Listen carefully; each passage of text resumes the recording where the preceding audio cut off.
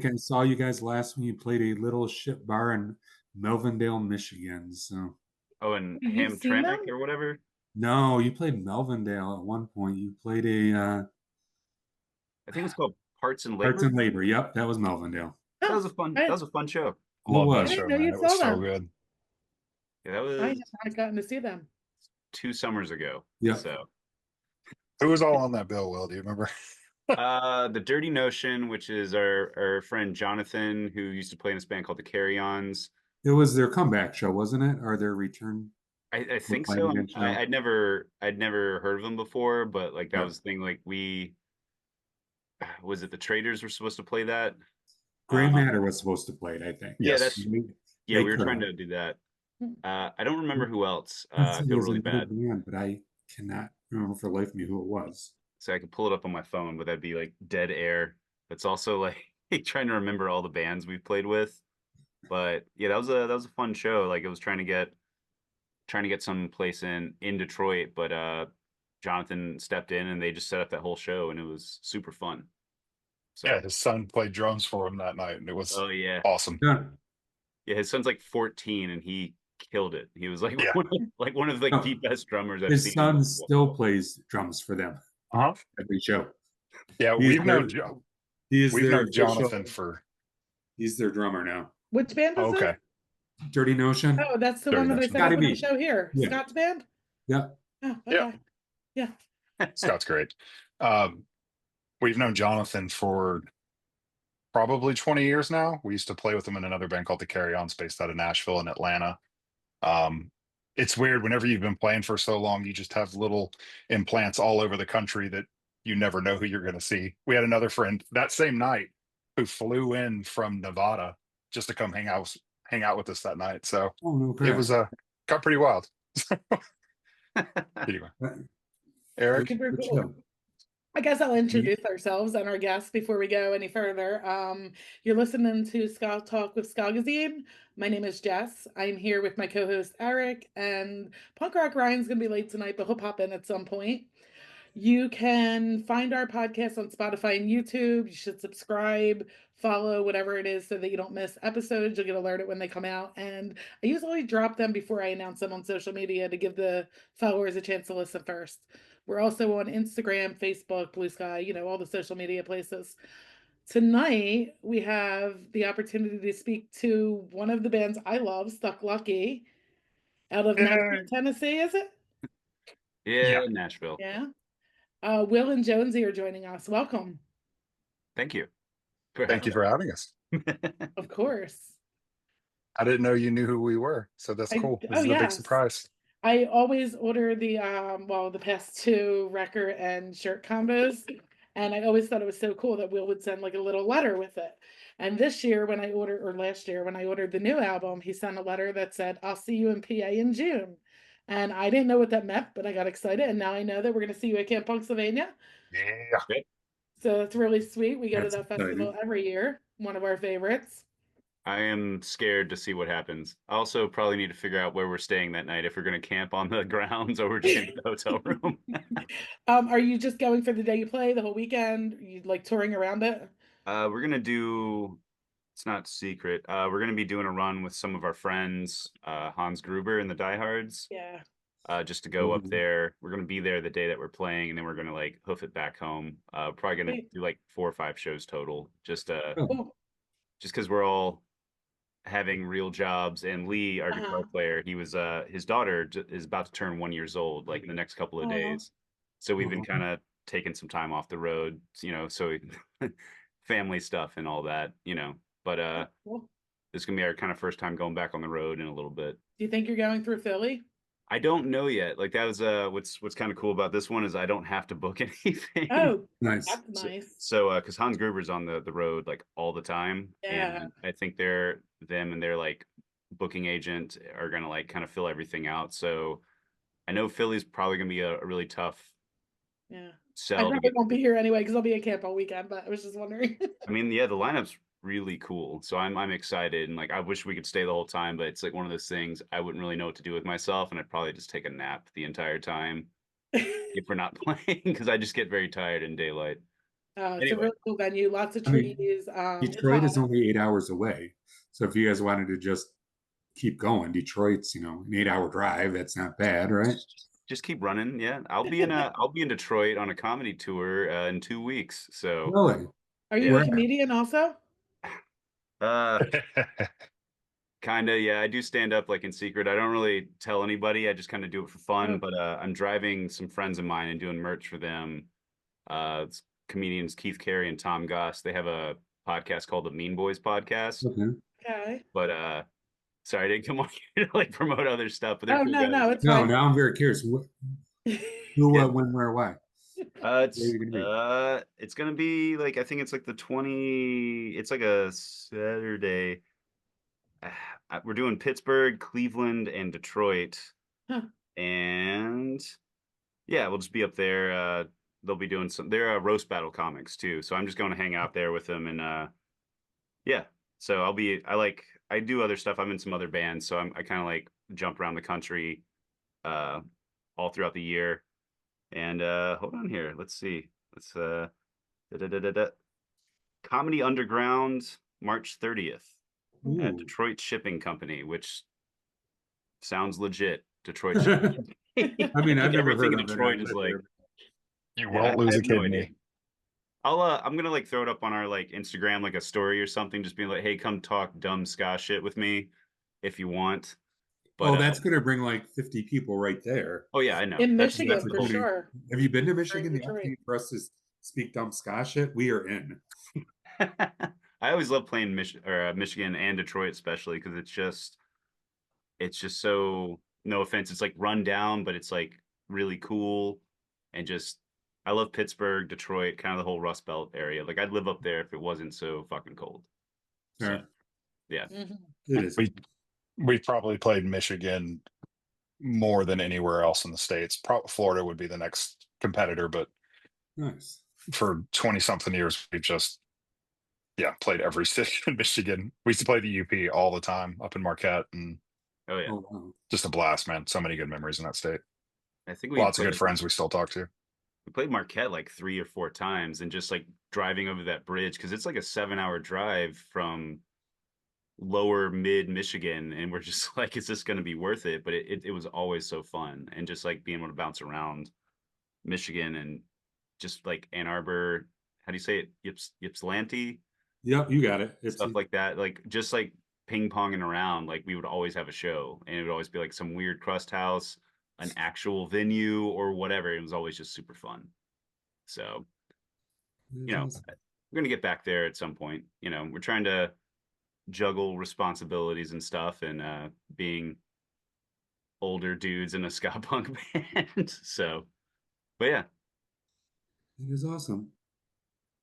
So going back to your musical background, I guess one of my favorite or most interesting things to learn about people is what was the first album that you like owned or that you listened to that got you into music? What did you get in your hands that you were like, I actually love music now? And if you don't remember, what were some of your early favorite albums? you go, Jonesy. Oh God, there's a ton of them. My older brother, he's 7 years older than me. He was that traditional. I mean, I'm a little bit older, but when like gangster rap really started to blow up, my brother just shoved that shit down my throat. It was all Public Enemy, NWA, all that stuff. Um, and seeing my brother's reaction to all of that stuff, how much he loved it, made me kind of like explore a little bit more and kind of reach out and see what else he had. So that's how I got into like early grunge stuff, Nirvana, that kind of stuff. But Nine Inch Nails really kind of hit hard for me when I was young.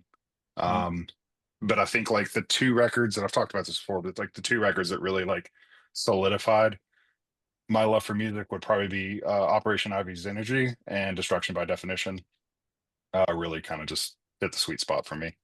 Um, that and when Goldfinger's first album came out, believe it or not, I had to go to this little underground record shop just to find it because they didn't have it anywhere in Nashville at the time.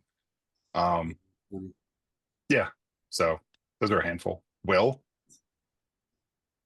Me, okay. I remember I got like a stereo system for Christmas, like when I was 12, And until then, I just like kind of listened to stuff on the radio. But my parents got me two Beatles albums that I did not care about, and I was just like, this sucks. But my cousin, I guess they told like my relatives, like, oh, we're giving Will a stereo. He got me the second album by Presidents of the United States of America, Ooh. just called Two or whatever, and I love that album.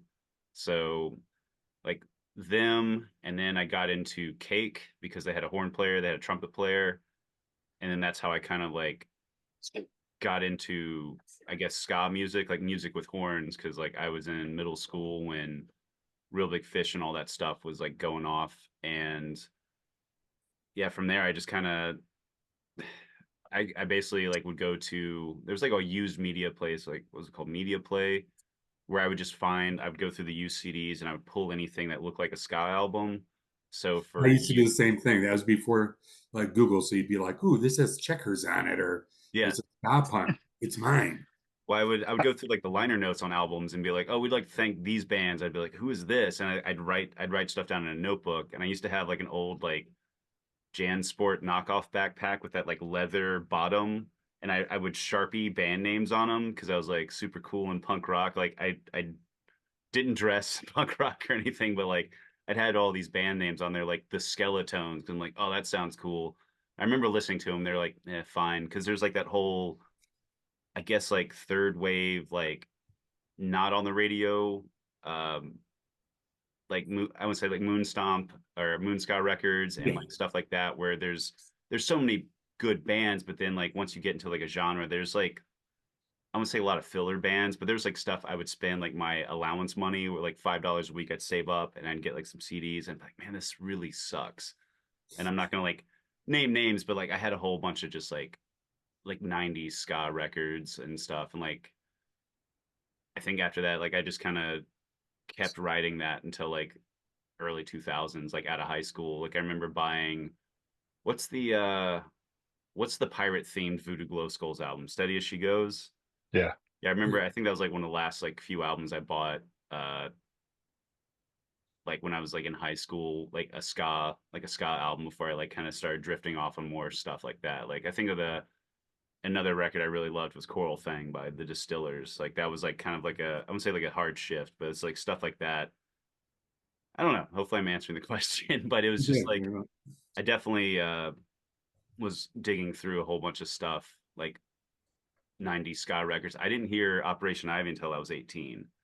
And same thing with like Destruction by Definition. Like I kind of like knew the bands, but it was like one of those, there's some of those bands where I was just like, yeah, I'll get around to it. And then I wish I'd gotten to them earlier so I could have gotten to like the cream of the crop instead of kind of like slogging it along a lot of the like, I wouldn't say forgotten records, but there's a lot of like records out there where like you could tell like bands were like, oh, ska is like really popular from like 92 to like 98 or something. There's like a big period of just like bands you wouldn't have, they're not on the radio or anything, but so yeah, just stuff like Mm. that.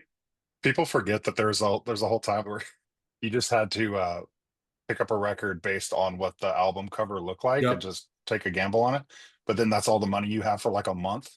So if it sucks, you're just really pissed off and really sad. It's like, I don't I know, had I renting had, But renting yeah, a then video you're game. still listening to it. But I had so many albums Yeah. like that, like the big CD booklet, and I would Oh look through it yeah. and I'd listen to like maybe a third of the CDs. I'm just like, oh man, I remember when I got What's Really Going On by Assorted Jelly Beans. I was like, this is what I like. This is that like I love that type of ska punk Fuck yeah. music.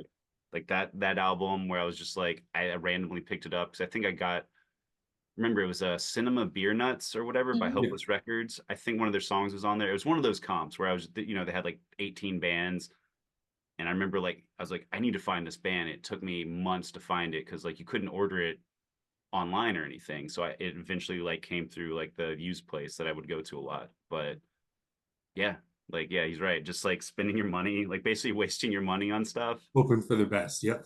Yeah, and I would like punish myself by listening to albums, just being like, man, there's one good song on this. I'm like, maybe I got to revisit it, and like it Yeah. kind of like made me kind of hate third wave ska after a while. Cause like, man, this really sucks. But I will say, Asian Man Records. Like once I realized you could do mail order, like I still have shirts. I have a was a Plea for Peace, silk screen like mechanics like shirt, like bowling shirt that Mhm. I got from Mike Park. It was like $15, but he sent like a package of just like I think I spent like $25, which was a lot of money in like 2001 or whatever, like 2000. And he hooked me up with like all these comps.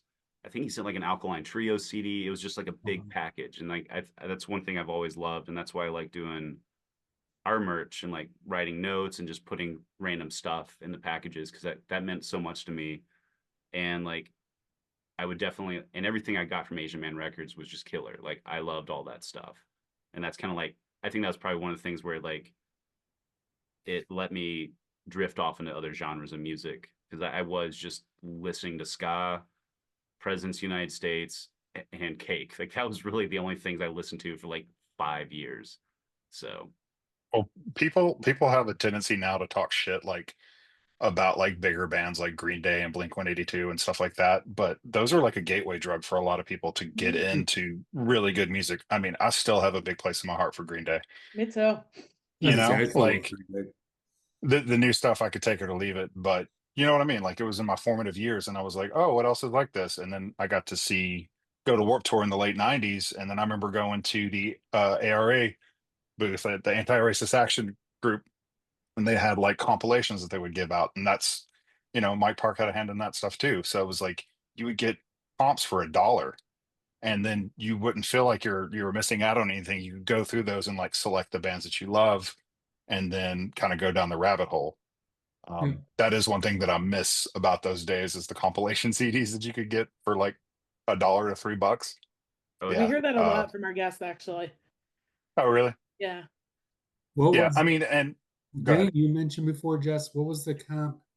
Was it you or Ryan who heard of Mustard Plug first on account? It was from Beer Nuts that they Yeah. just talked about, Cinema Beer Nuts. Yeah, That's how I learned about Mustard Plug. Dude, had those that song. hopeless comps were incredible. It Yeah. had the song "You Want It."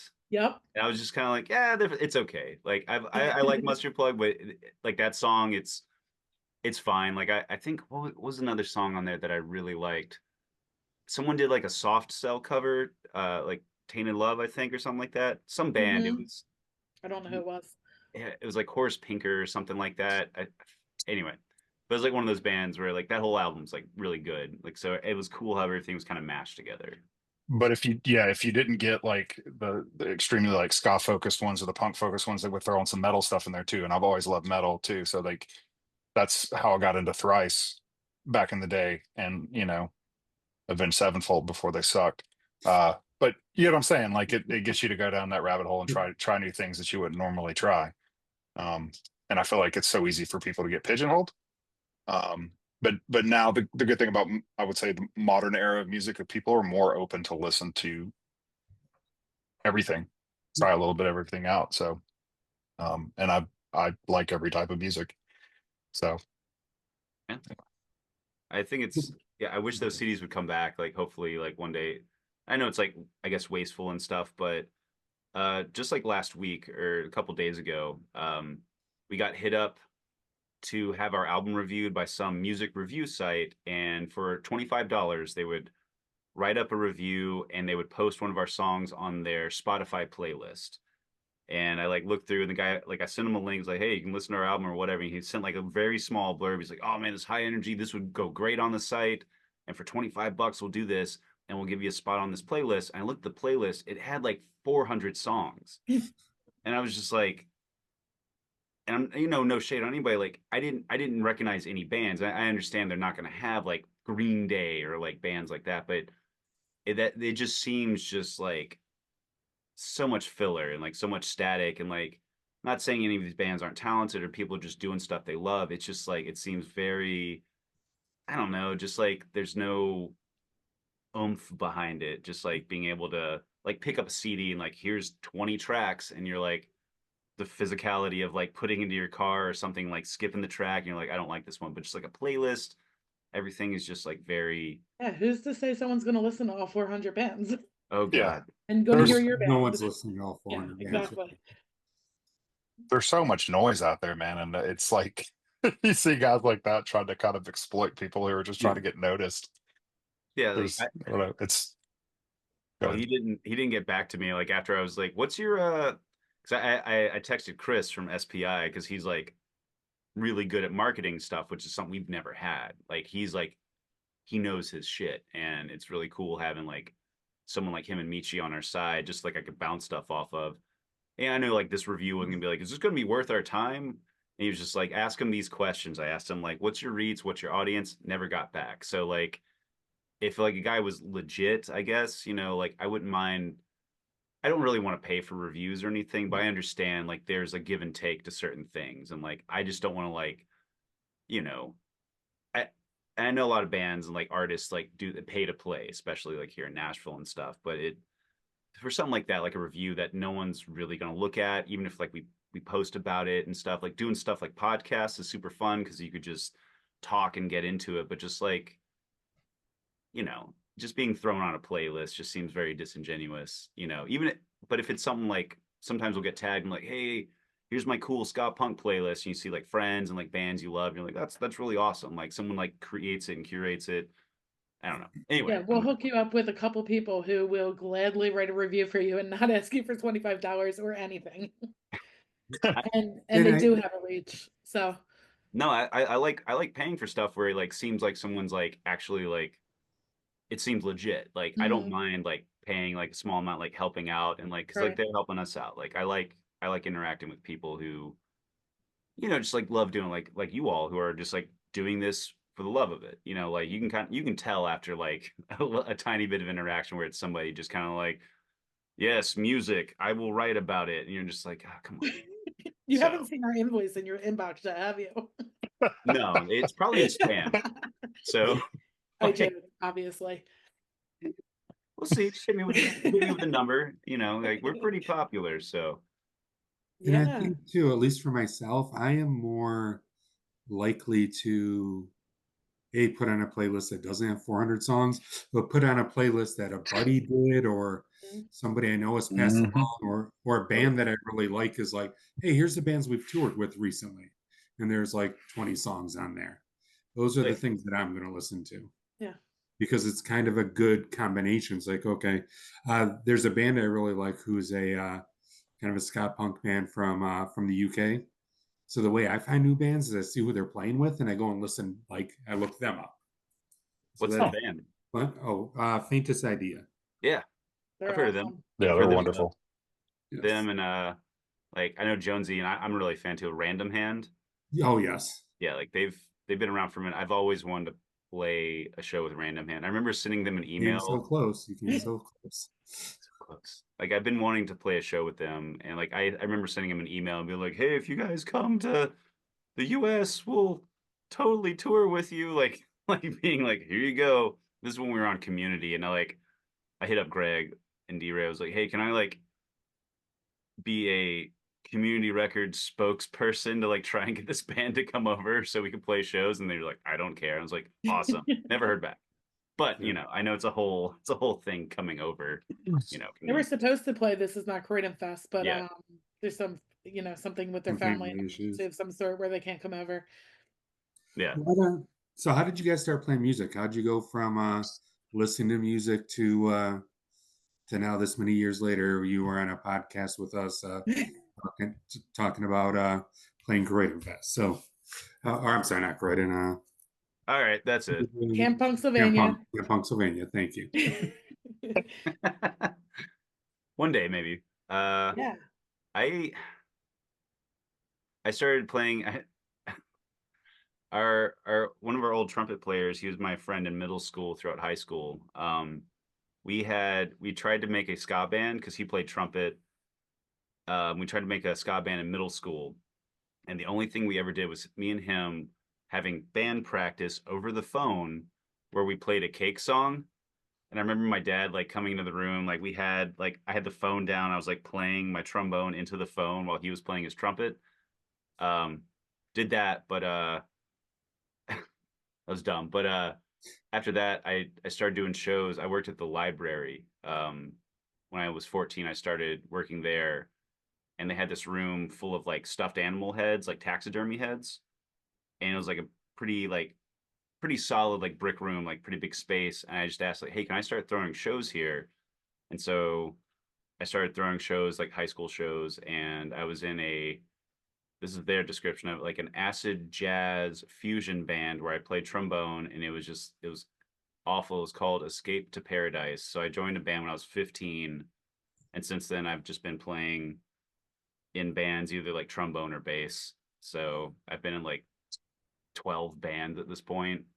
So I just started in high school. I didn't really go to shows. I just hosted shows at the library because my dad would like allow me to do that like every other week. And I wouldn't go. I didn't have a driver's license till I was 18, so I never like went and saw shows. But I played in bands before I even saw concerts. So anyway, Sorry, I was muted. Hey. Were they always ska bands? no. No? This is like the first ska band I was ever in. Oh. The first one was like, we need a horn section, and it was just like weird fish slash Modest Mouse-esque sounding stuff. Really bad, and a lot of people, because we would do flyers, and would people mistook it for EPT, like the pregnancy test. I was like, I don't know, like I was literally just there. I was like, all right. But after that, I joined a band with the guy who played trumpet. It was kind of like an Oscar cover band, kind of like punk music, kind of like that. Like he liked like was it Deviates, what, how you pronounce it, from Epitaph. Was it like, what's the number band, 1208? Anybody? You got us. Oh god, it's like some like Epitaph skate punk bands, like around like late 90s stuff, like 10 Foot Pole, Pulley. Like it's kind of like that. And then I was in a couple other bands playing bass, and then I ran into Lee, our guitar player, and that's how I got pulled into playing in Stuck Lucky. So this is like the first like ska punk band I've ever been in. And you're in how many bands now? Currently. Currently, I'm in 2 bands that actually do stuff, and then 2 other bands that aren't really doing stuff at the moment, but they're still like vaguely active. So one other's like a traditional ska band, and another's like sort of like a metal band kind of project. But yeah. So right now, really 2 bands, which is like a pretty good balance because Night Talkers. Yeah. Night Talkers. yeah, that's the other band's called Night Talkers, and it's kind of like a punk. It's more like a rock and roll punk band. I don't know. Apparently it's called action rock. I've never heard of that term, I've but it's never like heard that either. bands called like the Biters, Wildlife. Uh, there's a band called the Heart Attacks. I know it's more like kind of like the 77 type stuff like that, but I don't dress in that manner at all. I don't have like the weird foppish haircut and like the very skinny clothes. Like we play with a lot of bands that like dress like it's like 1977, where I'm like, this is cool, but like it's fun music, and I like all the guys I play with. So, but yeah. So I'm making sure I have the right Jonzee? band. Is what? Party one of your songs? Yes. Okay. I just found you guys online. I just want to make sure. Jonzee, how many bands you playing in? One right Okay. now. Listen to a song called Guillotine from Night Talkers. Okay. It's awesome. Yeah. So I started playing drums because my buddy Billy McCarthy was the cool skater kid that lived across the street from me. And he was playing bass, and he wanted somebody to play music with him. So I was like, I guess I'll learn how to play drums. And this is like 8th grade, 7th grade. So I went to Bucksnort, Tennessee, and bought a $200 Tama drum set, and was really bad at it. You may know Bucksnort, Tennessee from their one porn shop and trout farm. You may know. I knew him somewhere. Yeah, right. It's great. Don't they have a so pinball museum? I don't know. I hope so. I thought they Add had a a little pinball class to museum. that town. I only stopped at like the gas station, like right off the interstate exit. Anyway, they added Very it to the sketchy. pinball museum. Anyway. So it's all through high school. I played with like 3 different. It's always like kids that I was just skating with, or I would watch skate because I'm really bad at skating. And we would just, play in my buddy Page's basement, doing like Deftones covers and stuff like that. And my buddy Anthony McNeil, he was really into like Counting Crows and shit like that. So I was just which is good. It like teaches you how to play all types of music. Um, but I was always really bad at it. Anyway, so when I got to college, our mutual friend Sean approached me one day at community college and was like, "Hey, our band is looking for a drummer. Can you help my friends out?" I was like, "Yeah, sure." So I showed up and told the story a few times before, but showed up to play drums, and then the drummer happened to show up that day, and they were like, "Do you know how to sing?" And I was like, "I can scream a lot. I've done a bunch of metal covers with my other band, so yeah, I'll try it out."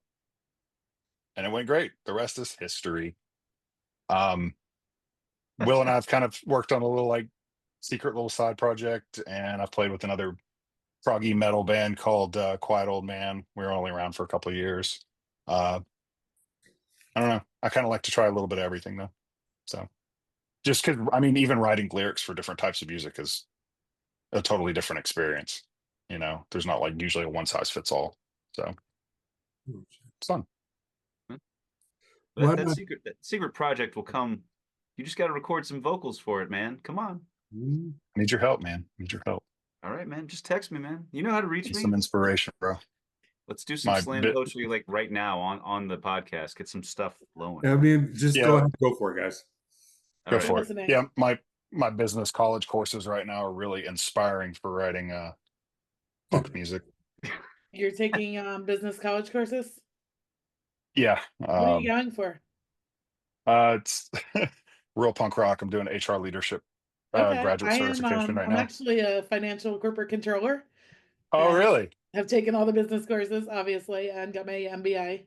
So I know what you're going through. Yeah, they asked me if I wanted to go for my MBA. You can cut all this shit out, but I No, was no, no, like, no. No, I this don't know if I really have that in me anymore. I just really want to be better at my job.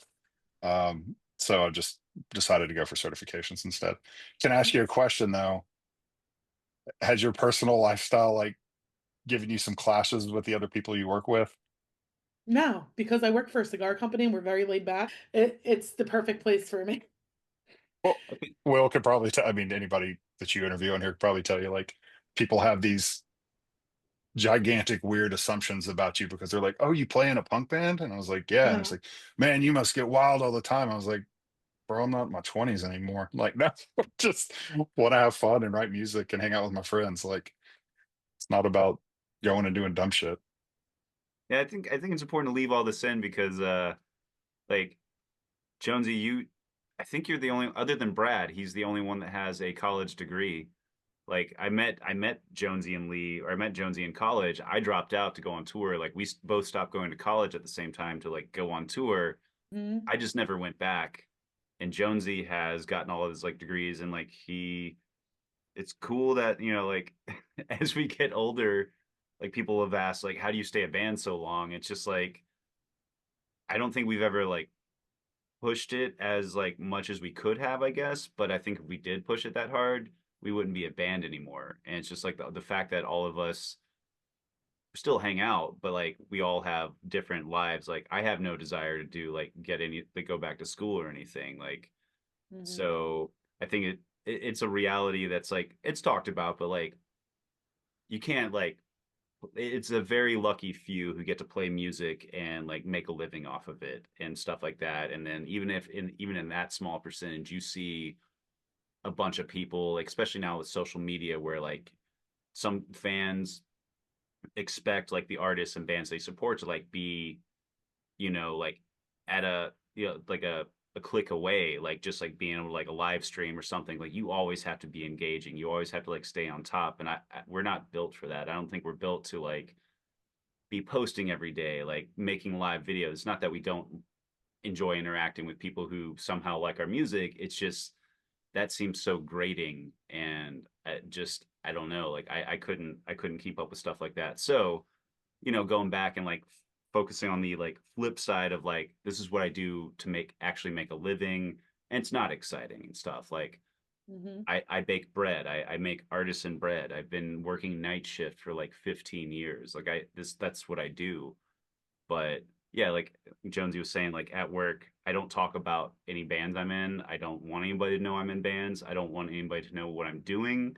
it's not that I'm embarrassed. It's just like I do get like very weird, just like, oh yeah, man, like that's crazy. Like I was in a band once, and then they go off on a story, and I'm like that's cool. And then they start asking me about like drugs and like sex, drugs, and rock and roll. I'm like, it's not like that.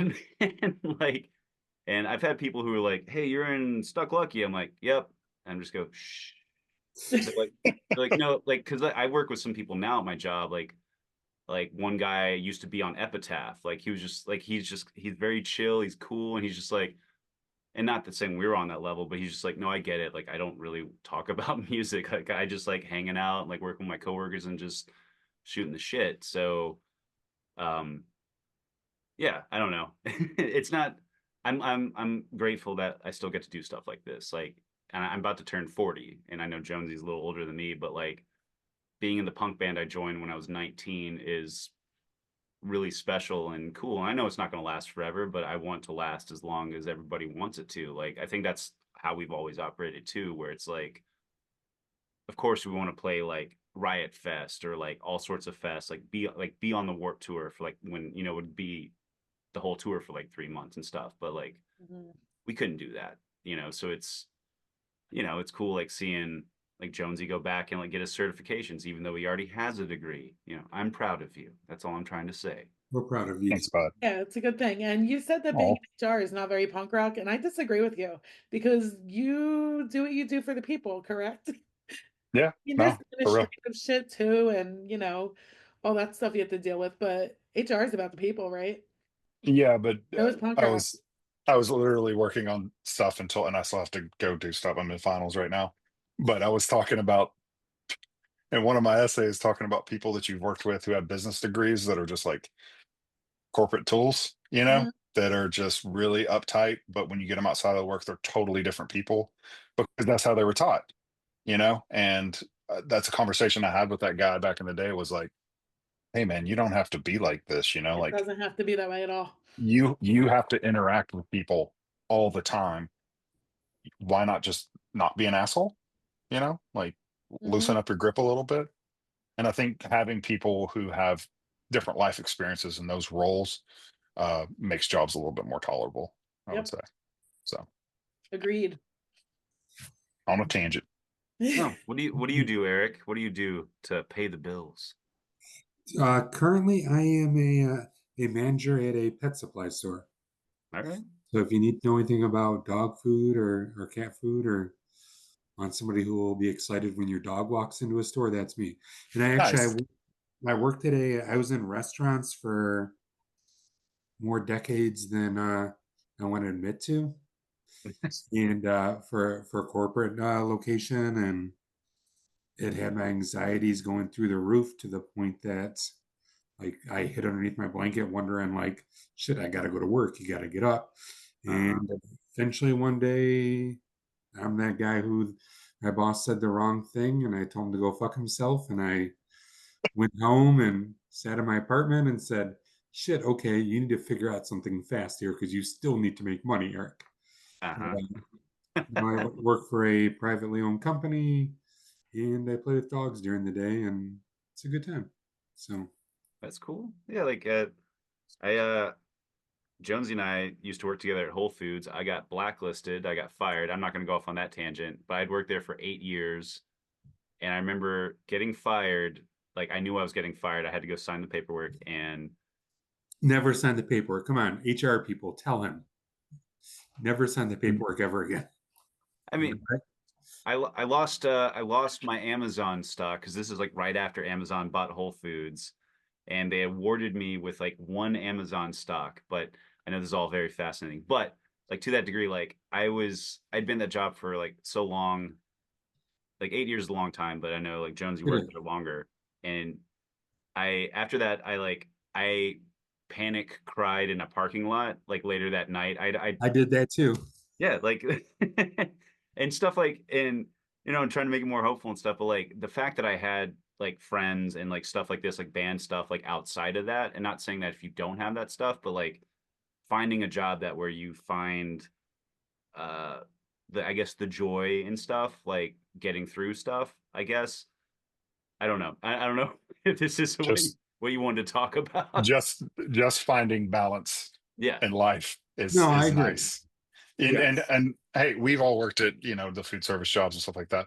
It was not uncommon in those food service places for me to walk back to the walk-in, and there's like a dude with his head in the corner crying, or like shaking, like the Blair Witch Project, um, just falling apart, you know. No, and And so I always try to think about those instances and be like, I'm doing okay, you know. yep. Like I learned when to walk away. And that was the thing. I'm like, I'm making fucking sandwiches and it's throwing me over the edge. It's time It to shouldn't be that stressful, do man. something else. Yeah. And you get to hang out with dogs all the time now. That's pretty great. Yeah, that's the highlight of my day. Yeah. So hopefully this is what you wanted, Jen. We are open to talk about anything. Okay. Really. I told Did you you we rabbit trail all the time, right, did you Eric? give him the rabbit trail I speech? did. I told Okay, him I before wasn't you here. came in, like, we make an outline, and if we cover everything on it, great, but if not, we don't care. Working And working class punk rock. Is that a exactly. genre? Are there bands that are doing that? Like, There's a band called Working Class Stiffs. Have you heard of them? yeah, I have. Yeah. Yeah, I love them. I actually Oh, believe that most bands that we have had on the show are working class punk yeah. slash Yeah. ska Yeah. bands. And we've talked to other bands about the same thing we're talking about with you guys, which is that balance of, okay, we want to do this and we want to tour a little bit, but hey, we got to pay our bills, and a lot of people have families at home, and just that balance and making those decisions. So This is all like not new, but like Lee being a new dad, like he's the only one who has a kid. Or Maddie, our bass player, he's our new bass player. He's been playing with us for a minute. We've known Maddie for years. He has kids, but like that's kind of a new thing that's been folded into the band is like being parents. And I'm never gonna have kids. It's not something I desire, but it's just like finding that balance and stuff. Because I would love to practice like twice a week, but I don't even think I could do that because like I have other stuff, like I have other band practices and stuff, and my partner is very tolerant at this point. She's very understanding. So, but yeah, like just like finding that balance is like you're talking about is very important, and it shows sometimes like I enjoy like talking to people and they're just like, oh man, I was really afraid to come talk to you. And I'm just like, why? They're like, well, figured you're like busy. And I'm like, I'm literally sitting here sweating behind the merch table, just kind of like laying on the wall. And I'm like, I enjoy talking to people like that, but it's just like trying to break down that barrier of there's no division. It's just like anybody can do like the type of stuff we do. Like you just go up there and just find some people that you get along with, hopefully, and just play some music, do art, do whatever. Like I think that's what's like, I think frustrating sometimes is seeing people online and like kind of creating that like platform for themselves where it is like a persona that and at this point, that you can kind of tell it they're, I don't know, like playing something up that they're not, or like it's frustrating seeing. Maybe it's just me getting older, I don't know, and not like growing up with like having 24-hour access to like a phone or something like that.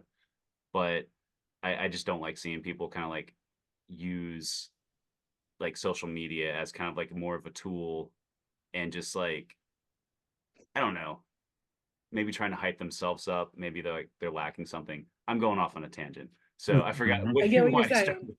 And we do encourage our listeners, because we know how welcoming and open everyone in the ska community is. We encourage them to go talk to the bands, and I can't tell you half of the people I never thought I'd be friends with that I'm friends with, because that's just the type of people we come across. Yeah. And anybody out there listening can do that. Yeah, It's just just come normal people. talk That's to what which we us, is or all like, are. which is amazing as a guy who often like fanboys people. So Mhm. like to be able to, I'm that guy who will like come up and be like, dude, you're in the band. Oh my God, you just played the song. It's my favorite band, and da, da, da, da, da, and go on and on and on.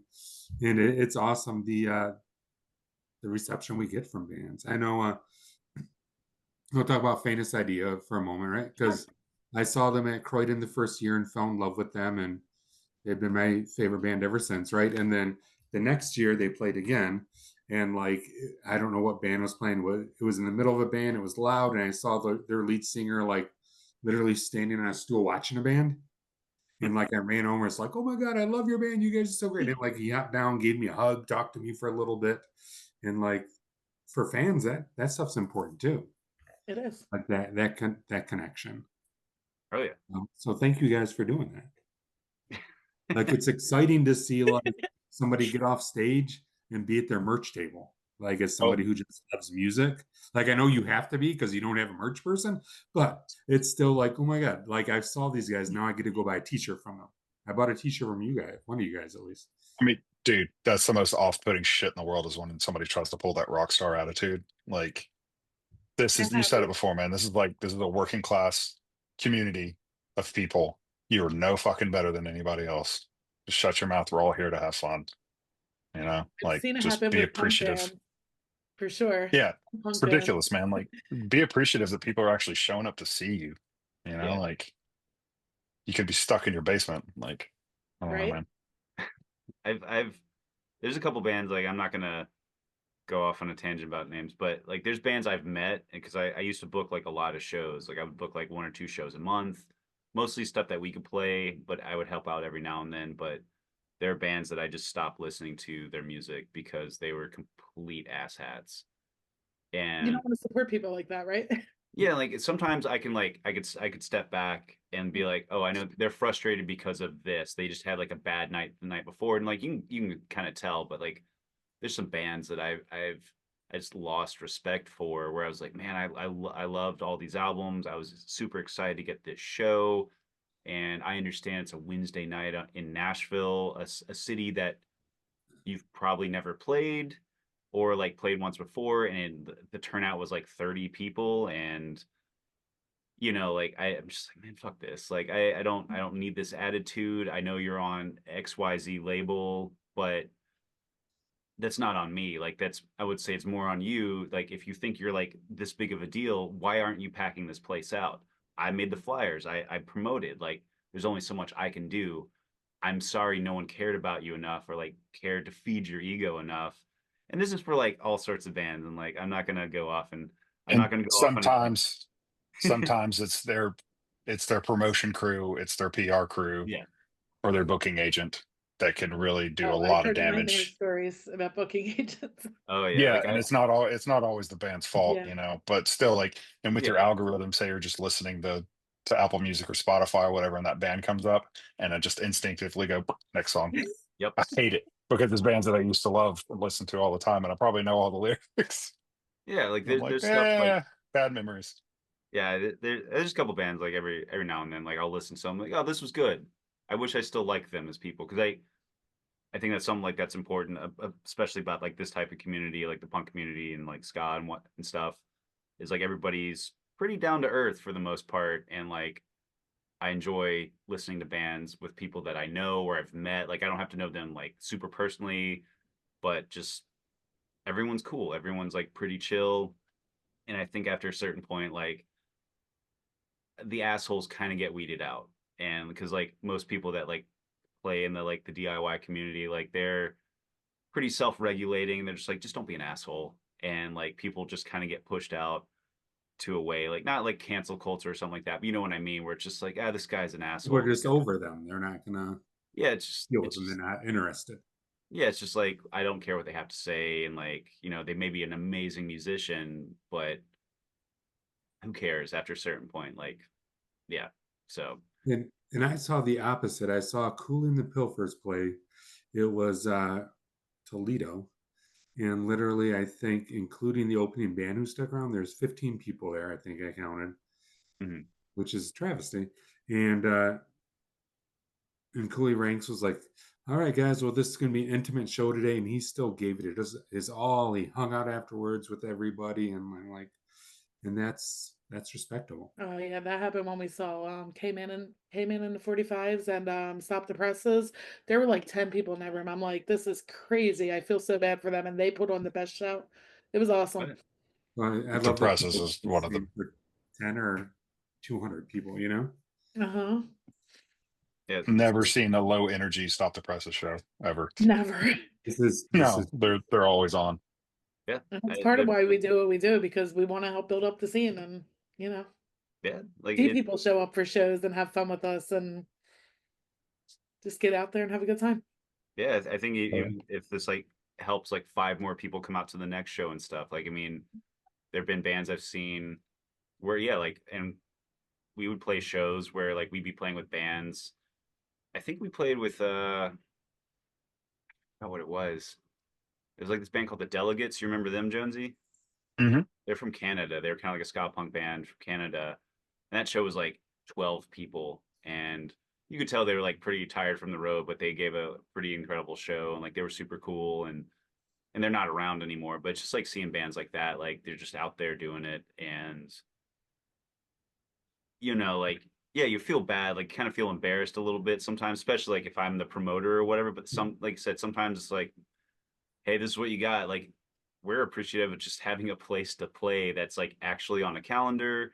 There's a flyer. It's so cool coming to a venue and seeing like, oh, hey, here's the flyer for the show that we're playing. Because there's been so many times where you go up somewhere and there's no flyer. Somehow there's a show there, and they're like, oh yeah, you guys can play. Just set up the PA and I don't know. We'll just whatever. And like no one like you could tell like no one like promoted it. Even like the whoever I talked to, like, or they got some bands or whatever. It's just like having people come out, having a flyer, and having people to like, even if it's like 8 people or whatever, just being like there for the music and just having a good time. Like that's what makes it so fun. This Instead is of good like information for us because we're about to start booking shows. make a flyer. We will make flyers. We plan on it. So flyers. Speaking Yeah. of touring, one of my favorite questions. Can I segue to Yeah, go ahead. shenanigans? Yeah, Is we that can okay? save Ryan's part if he shows He up shows till up. the end. If not, All we'll right. do it. So we have a segment called Shenanigans where we ask you for your wildest, craziest. Shenanigans? What? You said I said shenanigans? shenanigans. I didn't do a Yes. ska pun, did You I? didn't stop on it. I'm so sorry I didn't do a ska pun, guys. Shenanigans? Shenanigans. Skananigans. Shenanigans. Is it better now? There you Skananigans. go. Yeah, it makes more Yeah, sense. let's just butcher it New until it new works its way into shape. All new right. tonigans. Yes. No, I don't know. So if you guys could share with us either wild or crazy, Jess's favorite traumatic tour story, It's or when traumatic. someone's like, "Tell me a tour story," what's the first story that comes to mind besides Melvindale, Michigan? Because I'm sure that was it. That was the most traumatic. No, that one was cool because so the drummer, the 14-year-old drummer, had Yeah. us all sign his drum head Oh, after the Really? show. And we were just like, okay. And I was supposed to give him a ride to school the next morning because we were staying at his dad's house. Like we were staying there. I was gonna drive him to school with a van and trailer. And I think I was like, please don't make me do this. Like, no, it'd be really cool. Like, because his parents were like, they were pretty having a good time. They're like, no, it'll be super cool having you pull up to the school. And I was like, I'm gonna be arrested. But that's not like the wildest story. But that happened after that show. It'd be very wild if you got arrested in front of an elementary school. Just saying.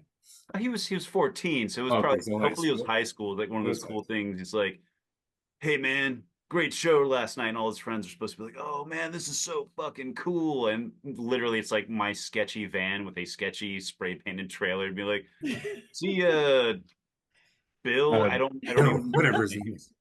Yeah. What do you got, Jonesy?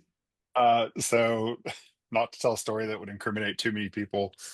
Just I an do inside. remember we were driving out of Manhattan and we were on the road with Fatter Than Albert. Yep.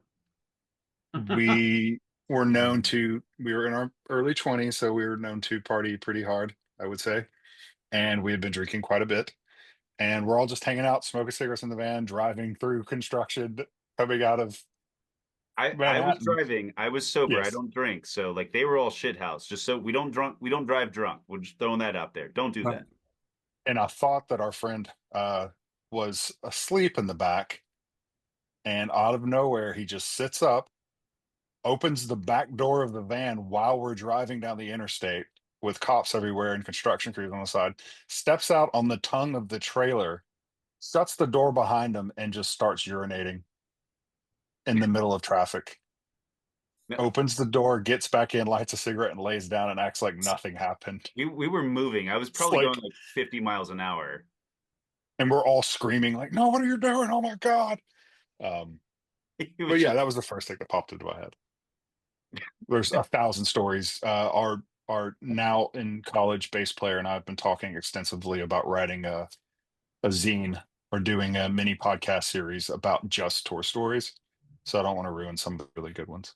So you're That'd be not I have great. giving us I the have a good lot of ones, but you're embarrassing ones. saving them for yourself. I'll tell you, you need to have Danny Rascal from Famous ID on because he has some great tour stories. Oh, okay.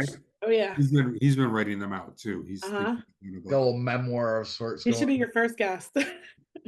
I'll say like I've gotten substance abuse issues kind of in my rearview mirror. So some of those stories I don't want to remember. Uh-huh. Yeah. So I don't remember where this was, and I'm not trying to embarrass you. I just think it was very funny. I think it was in Marquette where we stayed at like a storage space basement that was rat infested. oh Jesus, dude.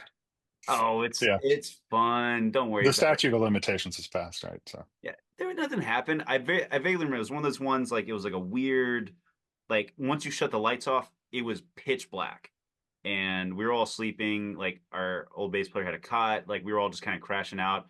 I remember waking up to like a sound. I was like, "What's going on?" Because like there were rats, like just so you could hear them scurrying around and shit. I remember like waking up to a different sound where it's like, "That's not rats."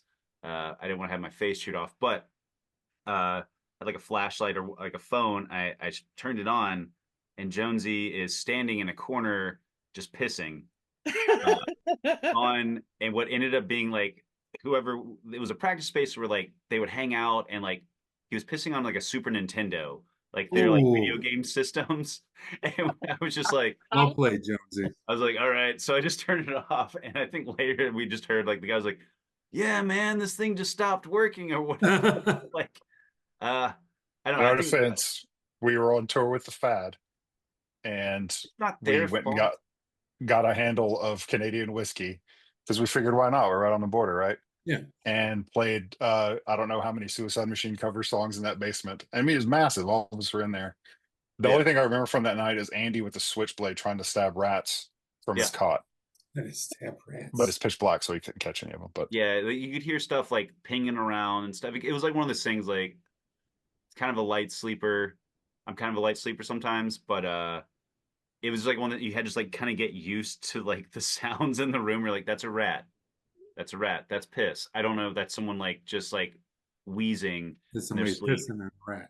I do remember leaving the next morning, like, gotta get the fuck up, blah, blah, blah. And our drummer at the time, Glenn, we used to call him Old Man, and which is funny now is because he was probably 30 at the time.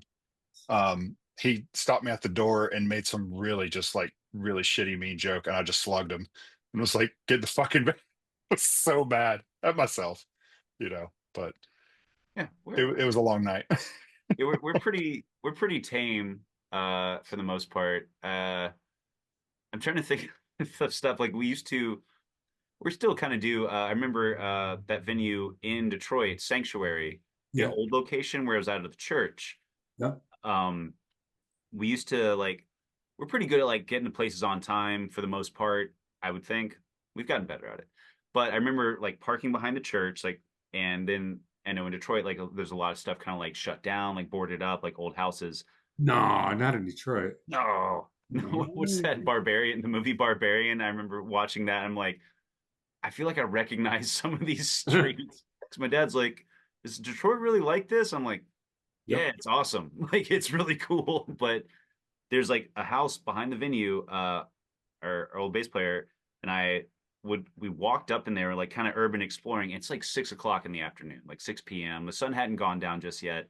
We're like, "Oh, this is cool," and we know like we've we've run into a lot of squatters, but this one, I remember we're looking upstairs, like looking up the staircase, like let's go up there. We like go get up halfway up the staircase, and then suddenly this guy just comes from the corner, just staring at us, and then he starts like trying to charge down the stairs, but he's obviously like we just woke him up, and we just like ran out screaming. And our van's like you could see it from out the window, and we're like, "What do we do?" And the guy just like stayed, and for the whole rest of the night, there's this guy. We're like, there's a guy in the house, and our van's right here.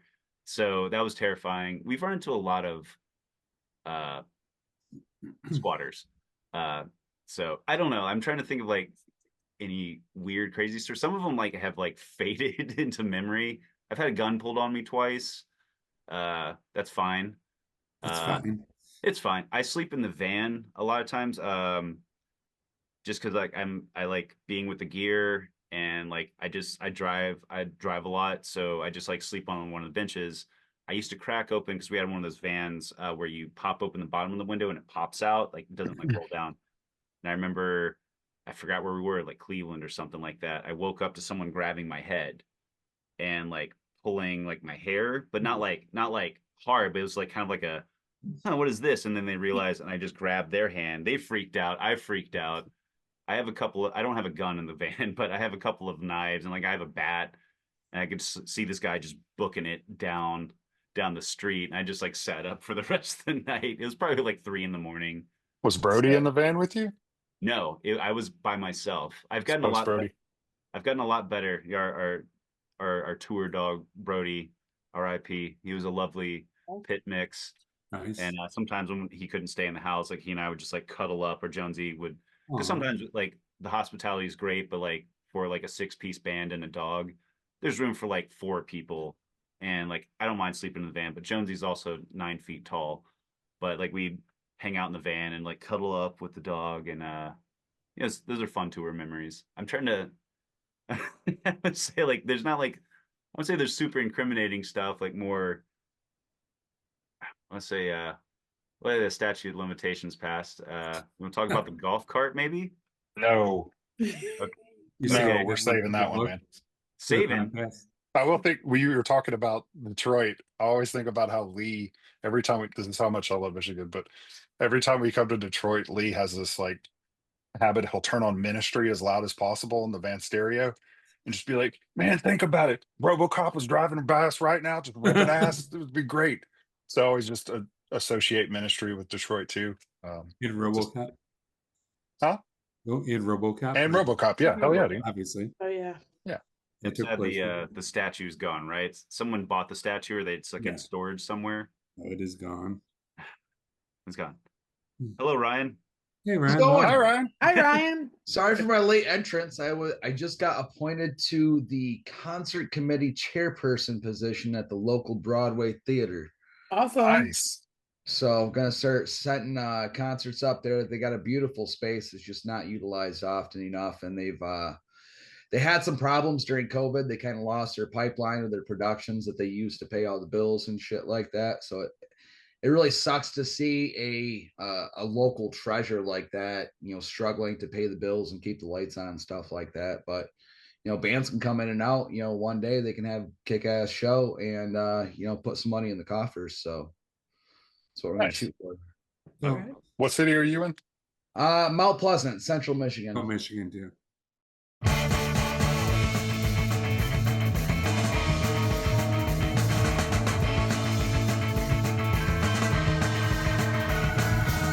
Look at your cat brain, violent eyes on me. Couple thought to procrastinate the mistake. Live a wicked, I'm in need to get some grace. When I'm beside myself, and I'll never win the race. Spinning gone, guess through that wheel. Love, blind guts that would always spill. If I open my mind, I'll fade away. And I'll never bet you your heart space. But tonight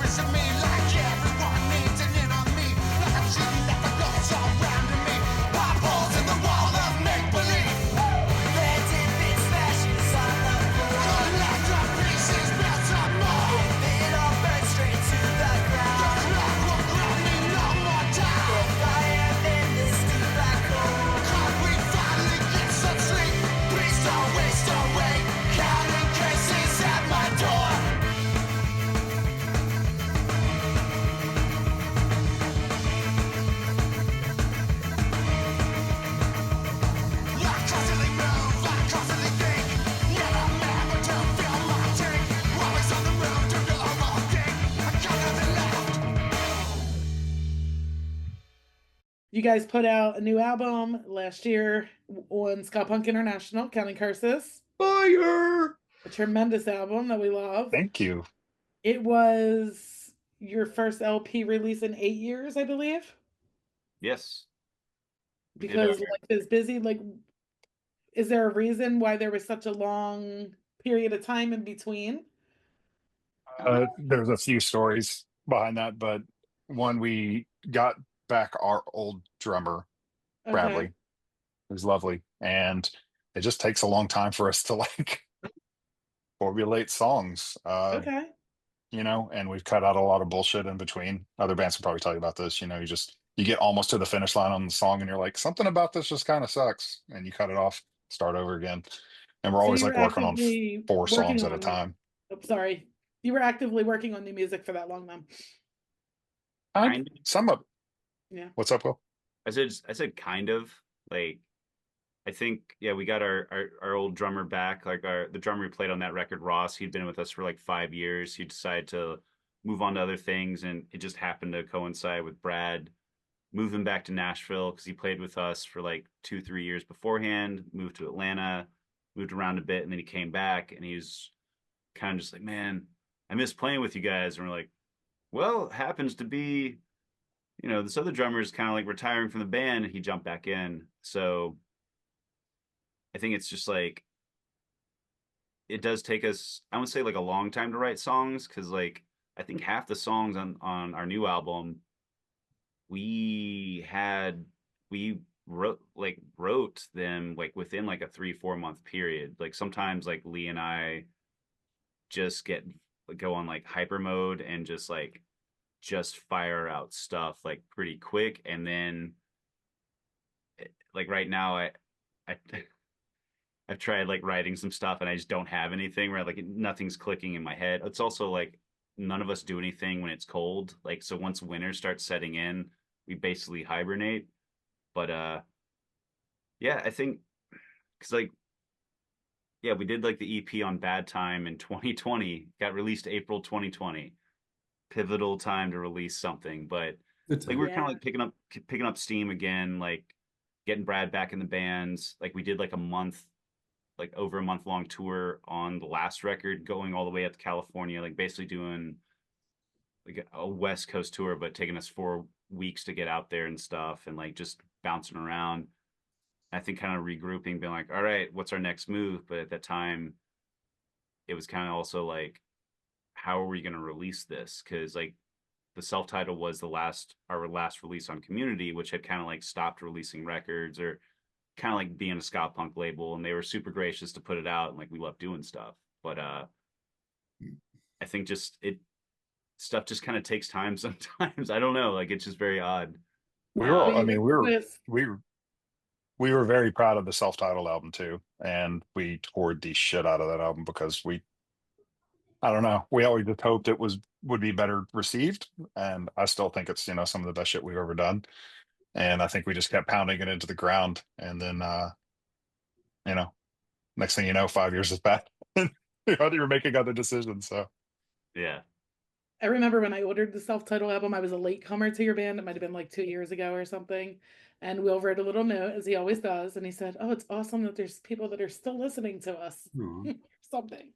And that was nice. But I love that album too.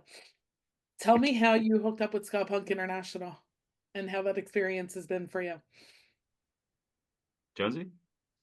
Will, I think you should take this. I have to hit the little boys' room real fast. Okay, fine. All right, I'll tell the juicy secret. I'll tell the golf cart story, since he's Yes. you said you wanted to save that. It's my story. You have to get my consent. He's gone, so do what you want to do now. Don't tell anybody else. I hotwired a golf cart. Anyway, I'll Nice. leave it at that. So like I didn't meet him personally. Like when we played the last block party at Tipitina's, it was like two years ago, because it's 2025 now. I have to like remember what year it is still. But we played that, and Chris came up and like talked with Lee and Jonzee when we played in New Orleans for like that block party. And I'd heard Ska Punk International, and we were like kind of on Bad Time, ish. I don't know, but yeah, we've never been like I don't know, we're not like a new tone band or like whatever that scene is, and it's cool, but it's just like we've been around so long, like we didn't really know where we stood with Bad Time, and like I hit up Mike about the Counting Curses, and he passed on it, which was fine. You know, he said he already had so many like releases planned out, and I get that, and I also didn't want to have like a record that took us like 2 years to record and write and then have it come out like a year and a half later, like when it was ready to go basically. But I hit up Chris because I was like, I remember him talking with Lee and Jonzee and being excited about stuff, and he like immediately like pounced on it.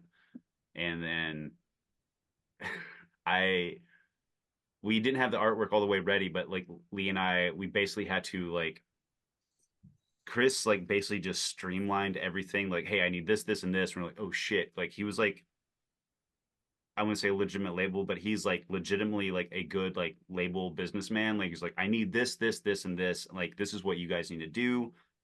And it was like all us like doing our stuff, but like he basically timelined everything for us. Like instead of just like, hey, I need this. Like whenever you get it to me, he was just like, let's do this now. Let's do this like this way. And I was like, cool. And he made it super cool and simple to like get things done. And working with him has been like super rad. Like he's like the first time we've had like a promotion team, and at the same time we also hooked up with our friend John Pata, who's done all of our music videos and promotion at this point. So I don't know. Ska Punk International has been so fun because they're just goofy, and like I could text either Chris or Michi, their PR person, just dumb shit, and they'll get back to me and be like, yeah, this is stupid, but if you want to do something like this stupid, I would recommend doing it in this non-stupid way. I'm like, okay, cool. So because I had to ask them with the release when we did Counting Curses, because I fulfilled like the bundles like on my end, like with the shirts and stuff and the zines. I wanted to include teeth in the album. Like I sent out animal teeth.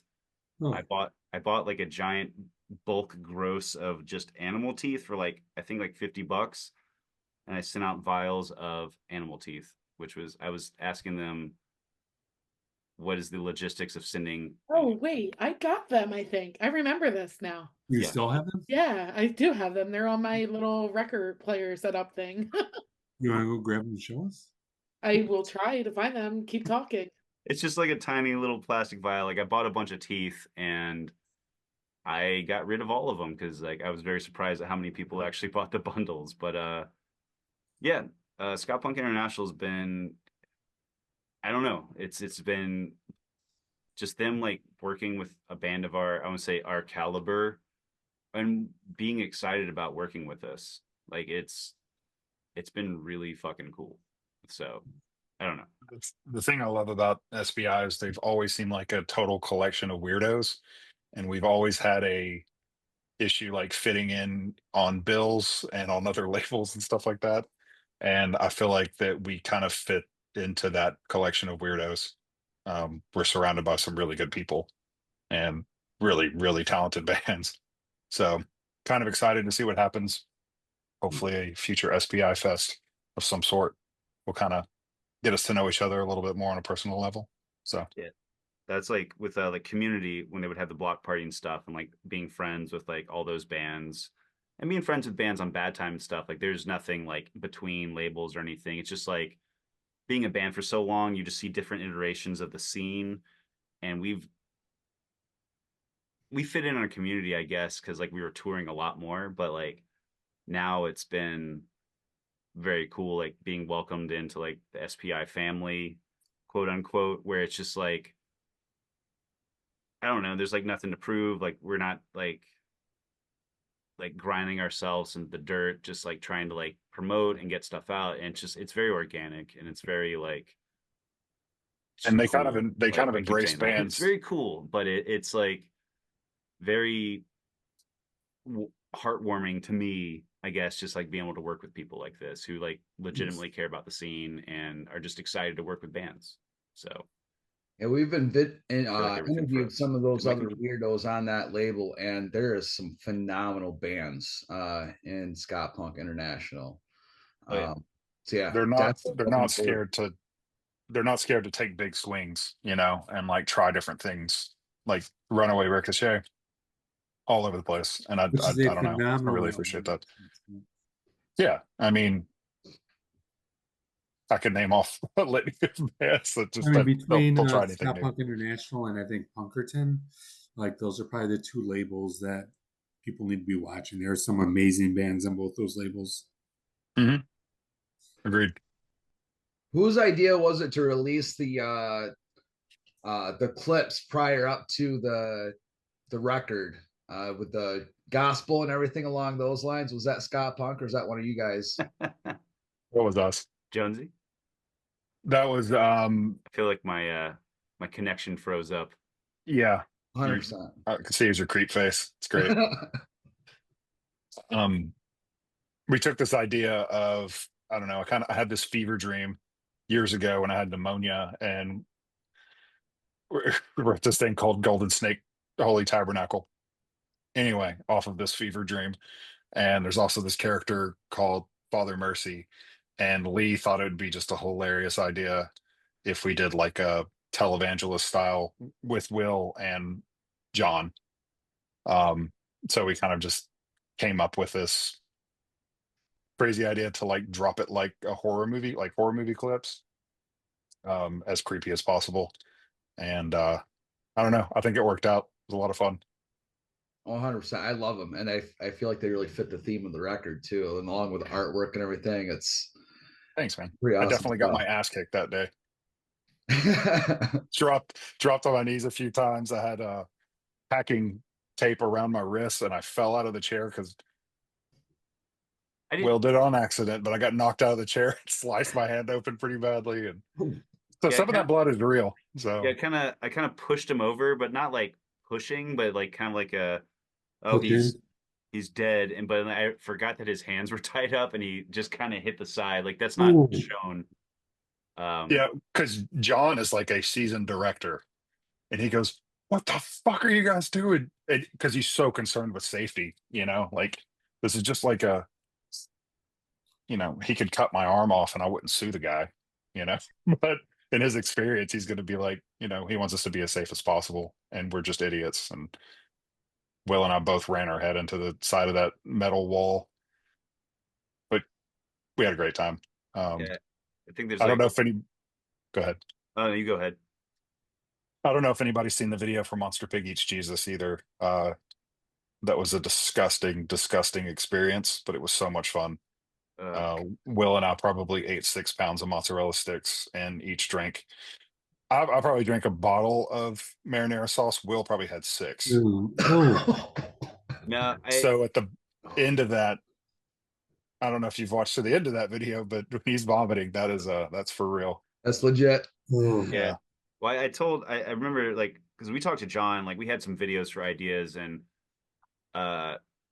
maybe this will come up, maybe not. Like we're still gonna like we still have plans to like do like a couple more videos or something else with him, like at least for one more song on the album, just because we had a lot of fun. But my main idea for something, I'm not gonna like spoil the video idea. I wanted to be lit on fire, and you're shaking your head. My parents said no. My partner said no. John said no. Everyone said no. That's a terrible idea. And I was gonna get like hire a stuntman to like slather me up in like the anti-burn gel, and I just wanted to have a scene of me being lit on fire, running around, being totally safe. But John nixed that. But Such a bad idea. no, it would have been cool. It would have been a cool idea. No one's on board with this but me. Anyway, but because I would have like conversations with them because like my commute home from work is like an hour, like in the afternoon. And I remember talking to him one time, and I mentioned I was like, oh yeah, I can basically vomit on command. And he's like, we're gonna work with that. And I was like, oh god. So when we did the Monster Pig video, like Jonesy has regular cheese sticks. I had to hunt down like these vegan cheese sticks, and they're the grossest things I've ever tasted. and the marinara sauce, we use like great value, like Walmart brand marinara sauce. And I could Which is taste it pretty in my, good. I could taste it in my mouth right now, and it was like it tasted like blood. It tasted like old pennies and like tomato paste. Like it was.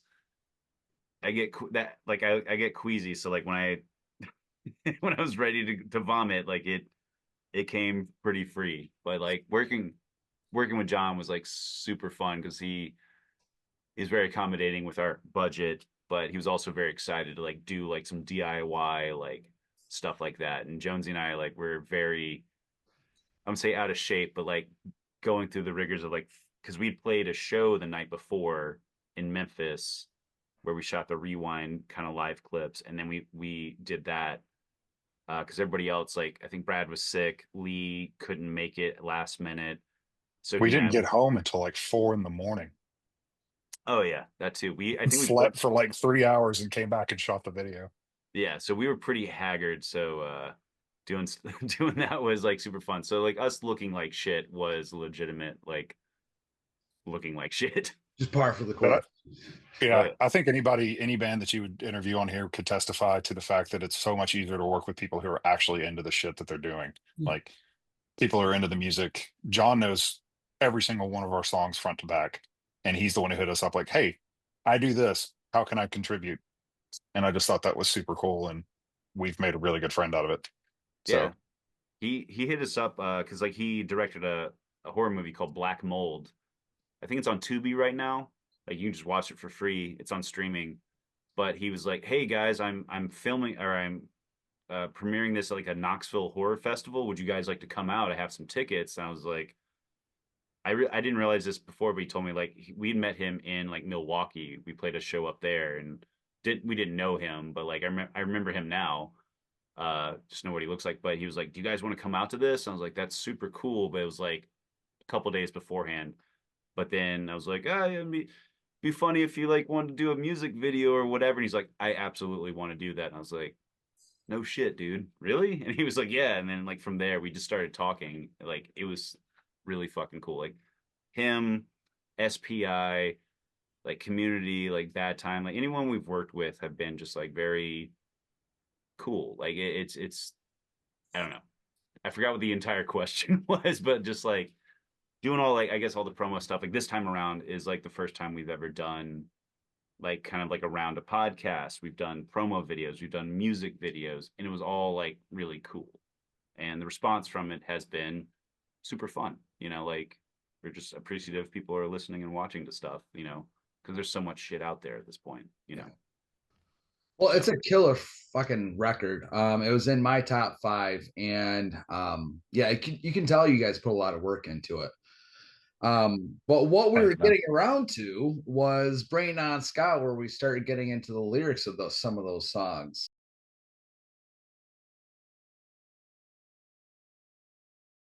And you start off that record pretty freaking heavy with Bring Out Your Corpses. Who was it that wrote the lyrics for that one? I did. Joan, don't act Yeah. surprised. Yeah, tell us a little bit about it, Jonesy. I did. The lovely state of Tennessee is known for its really shitty legislation. Uh, it's I don't know. I see it on national news all the time. But basically, a lot of it is about how I don't know. I don't want to get too sad on this podcast, but we had a pretty public school shooting, and it seems like it happens every few days. And you hear a lot from the religious right here in Nashville, thoughts and prayers all the time, and it just I don't know, man. It really just got under my skin a whole lot, and there's a lot of anger in that song and sarcasm because I'm usually like things that really upset me. The best way that I usually handle them is through sarcasm. Um, but yeah, it's about how people can always just go thoughts and prayers and never actually do anything to have any changing real true legislation go through to protect people, especially the most vulnerable people in our society. Um, I don't know. That one kind of sometimes I get a little bit too angry or too emotional. We're trying to learn it again to play it live, put it into our live set again. So, yeah, song means a lot to me. These are the types of conversations I feel like we need to have. You know, people want to say they're pro-life, but you know, they don't consider kids when they're going through these drills on a regular basis. You know, they don't tell them whether or not it's a drill or not. They just know, like, hey, it's active shooter. You know, Yeah. and they're instantly like fearing for their lives at that point in time because they don't know whether or not this is real. Well, the shooter in this incident I was talking about happened to be trans, and that's what our local right-wing media latched onto, was that, not that kids were in danger, not that kids had been killed, and that faculty had been killed. And it's like we're all learning the wrong lessons here, you know, like, and Nashville's a place that's very divided. It's a pretty blue city, but conversations like that can get pretty heated. And I don't think, and I don't want to go on a tangent or go against you on this one, Ryan, but I don't think kids going through the drills have anything to do with the pro-life movement. I think that we're comparing some different things. Like, what is how do I think those? he feels like they care about unborn babies until they're born, right? Yeah, exactly. You're more They're- concerned about protecting the rights of your guns rather than protecting the lives of the kids that which is two different movements, though. Yeah. Pro-life and pro-gun, although it may be the same You got a people. lot of the same characters. I'm You not got the saying it majority of the isn't, same characters. but It is but I definitely think here, very intertwined. Like, yeah.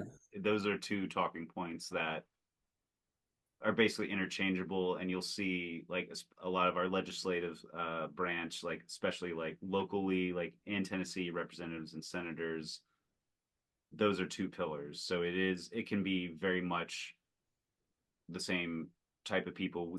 I know some people who are pro gun, but also like pro choice, you know, and stuff. Like it's I think up there, like in Michigan too, it's like big hunting, like it's just like hunting culture and stuff like that. So the South is very, there's a lot of people, we get like kind of misaligned or whatever.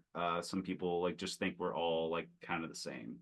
So I get really sick of people hiding behind real solutions hiding behind like the culture war instead of actually creating any kind of real solutions to any problems.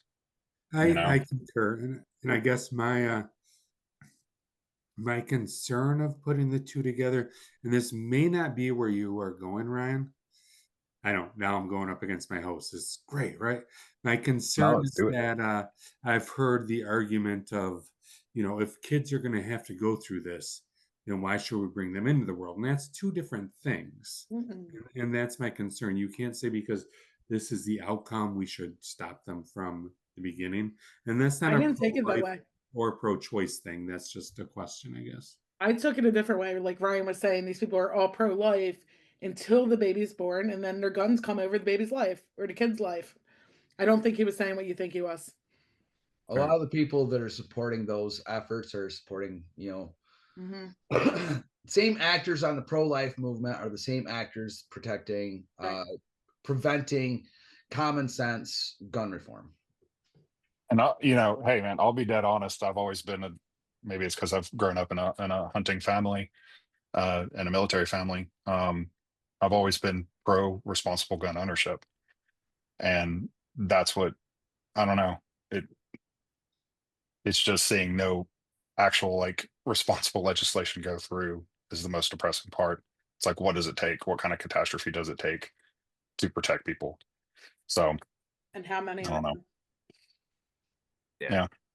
seems like stuff just doesn't, it's a lot of lip service. I know it's like that everywhere, but especially here when, like Jonzee was saying, like a lot of the thoughts and prayers movement is more prevalent here just because we are a very red state with like pockets of exceptions. And even here in Nashville, we both don't live in Nashville. I live like 40 miles out. I live in Dixon, which actually hosts basically like the KKK meeting place. We have a state park. I don't know if it's not a tangent, but there's a local investigative reporter called Phil Williams. I don't know if have you heard about him, Jonzee? He's Oh yeah. this Yeah, I guy know exactly what you're talking about. is a badass. Like Yeah, he's amazing. he's been doing like these investigative reports on like white supremacy groups, trafficking rings and stuff, like because there was a sheriff's department in one of our counties that was like basically doing illegal trafficking hunts, like where they would try and capture like predators, but because they weren't like a legitimate operation, all these people basically got to walk scot free, and they were just doing like, well, we're doing it for the kid, we're doing all this, and like the anyway. But Phil Williams has been doing like a big crackdown on like just like these white supremacy groups, because this past summer, like we had a couple of Nazi marches down in the Capitol, and it's like the police basically not doing anything They didn't do anything because at all. yeah, they I wouldn't say they can't do anything, but it's just basically like they're just there, and what is basically like protecting their right to Protecting the Nazis. march on the Capitol. And people are like, well, we can't, like, and there have been like legislators who are basically like, fuck this, like, absolutely not, but they're not high enough on the ladder to actually do anything. So, But at the same time, when people try to march for any other aspect in yep, Nashville, the cops will fuck them up or gas them. It's just it's not a fair playing field. If there's going to be free speech for one side, there should be free speech for the other side. yeah. I don't know. So yeah, bring out your corpses. It's about Yeah. I don't write any Follow lyrics. Justin So song two. Jones, brother Justin Jones on Instagram too. He is a representative from Shelby County, Yeah, I think I Memphis. follow him. Yeah, he exposes a lot of this shit in Mhm. legislation, and it's really depressing. But it's good to know that there's a handful of people who actually still care. So Yeah. anyway, I want to turn this into a political podcast, but No, you hit that point hard with that first line of the song.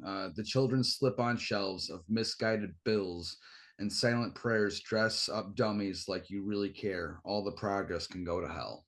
Like it hits hard and it sets the theme for like the whole album, I feel like. But moving on, next song on that on the record is Counting Curses. Is that you again, Jonesy? yeah, it's Lee brought up the term. His wife was giving him shit one day because he was just so down on himself, and he was just being depressed and blah blah blah. And she's like, dude, will you just stop counting your curses all the time? Get over yourself. And so counting curses is more of a positive theming, where it's just like all of us can have a tendency to be bummers in our own life and have problems with depression and shit like that. And it's kind of a reminder to think about the good things that you have and don't waste those because you're too busy being bummed out about everything else. I like that message. You mentioned some recovery or abuse, earlier on the podcast. I'm going on 3 years sober myself, and I try to practice a 12-step program on a regular basis, and gratitude's a big part of that. Damn. Like, Congratulations. yeah, it's important to me to stay grateful for the things that I have in my life, the people that I have in my life. There's always going to be something I might want, but the grass on the other side that might be greener was probably fertilized and maintained and groomed and stuff like that. So if I take care of the shit that I have, it'll be what I want it to be. I mean, I'm not sober by any stretch of the imagination. I just tried to be more responsible with my decisions. There's a time and a place for everything. I don't leave the house and go get fucked up anywhere. Like just because I don't want to make a fool out of myself anymore. Yeah, I couldn't figure out the time and the place, so yeah. Just leave that. We have a ton of friends and bands that you guys know, people that I love very much who have gone through these programs, and they're completely different people on the other side. And it's, I don't know. I think it's kind of made their music a little bit better too, with a little bit of clarity. So I could name some names, but give them their privacy on that. So next song on the track we've got is Rewind, and that's another one you guys have a video for, correct? Mm-hmm. Sure. Yeah, Rewind was probably the first song for the record that we wrote. It's one of my favorites on there. It's so much fun to play live.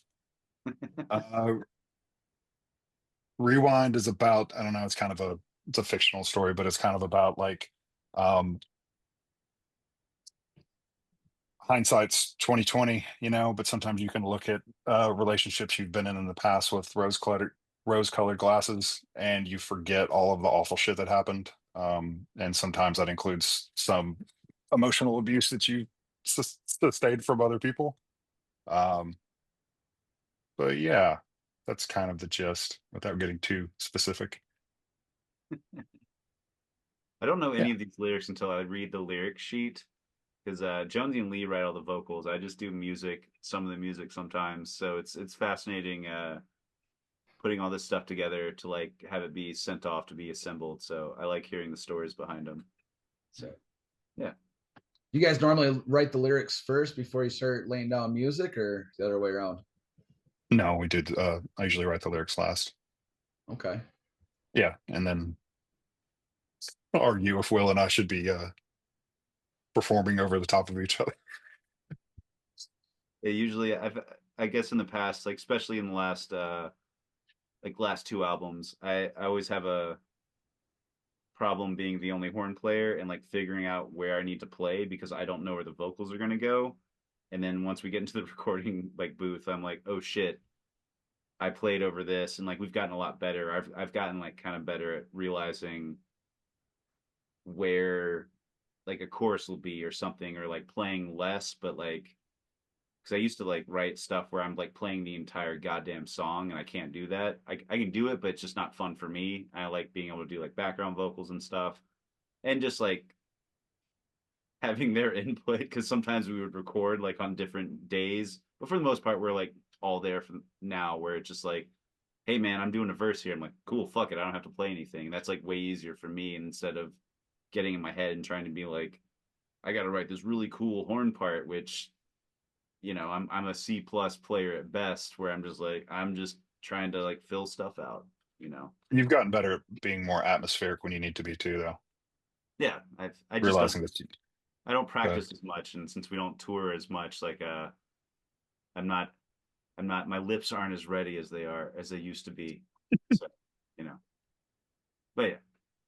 Anyway, I guess next song maybe? Cool. Or is that Yeah, next song would be Just Like the Devil. jeez. Jonesy? Just like the devil is growing up in a very Christian conservative household. Um, you kind of have a tendency to hide some of your darker urges, I would say, and the things that you're into. And I also believe that really repressive societies breed some really creepy, freaky people. So I think I don't know, I had a conversation with Lee and Danny Raddick from Soul Radix, who sings the second verse on there, about picking something that you're kind of uncomfortable with singing about, or something that you've kind of gotten over, or something you've taken ownership of. So each of us wrote our own verse on that. Yes. Okay, that's awesome. Yeah. So You guys collaborated with a lot of different people on this record, correct? yeah. Danny Raddick from Soul Radix, Jay from Best of the Worst, Jessica from Flying Raccoon Suit, and Chris Ruckus from Mutiny played organ all over it, except for on one song, Lee played organ. No. And our That's buddy awesome. Corey played double Yes, Corey bass, too. like string bass. He was our fill-in bass player when we went on our couple summer tours like 2 years ago, and he plays with Sammy K. And he plays with a bunch of people, but we met him through Sammy K. So we just asked him to do some stringed instruments on it, and he fucking killed it. Everybody we worked with like was super fun and just made the record Yeah. better. The guys from Best of the Worst called us up and was like, "You have to let Jay do a verse on this song." Fucking rips, because we always like to let our friends like kind of listen to one song, see what they think, and um, so that was kind of their suggestion, and we thought it was a really good idea once we heard what he had in mind. Maybe we'll get to see this at camp since you're both playing. Who knows? Don't Yeah, it's spoil something we talked about. it. We also talked about at last practice about making a giant cutout head of Jay and just have Will wear it. Oh my gosh, that's so Um, It actually sounds even better. You should probably should do that. We were No, just sorry, Jay. Fuck off. As well as they're actually really good screaming voice too. So as And good as Danny Jay's. Danny Raddick is probably one of my favorite singers in the world.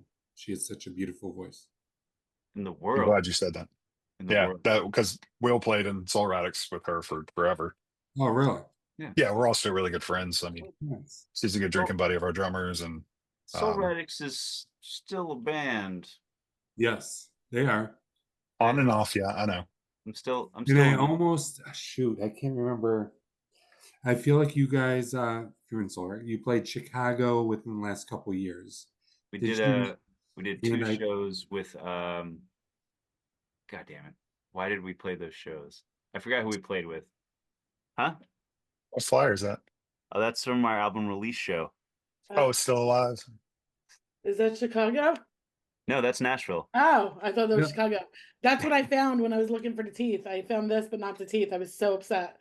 Yeah. They're here somewhere. But I wanted to drive out to that show just to see the Soul Radix, but money played a part in that, which I did not have. So I'm really bad at remembering bands we've played with to a certain degree.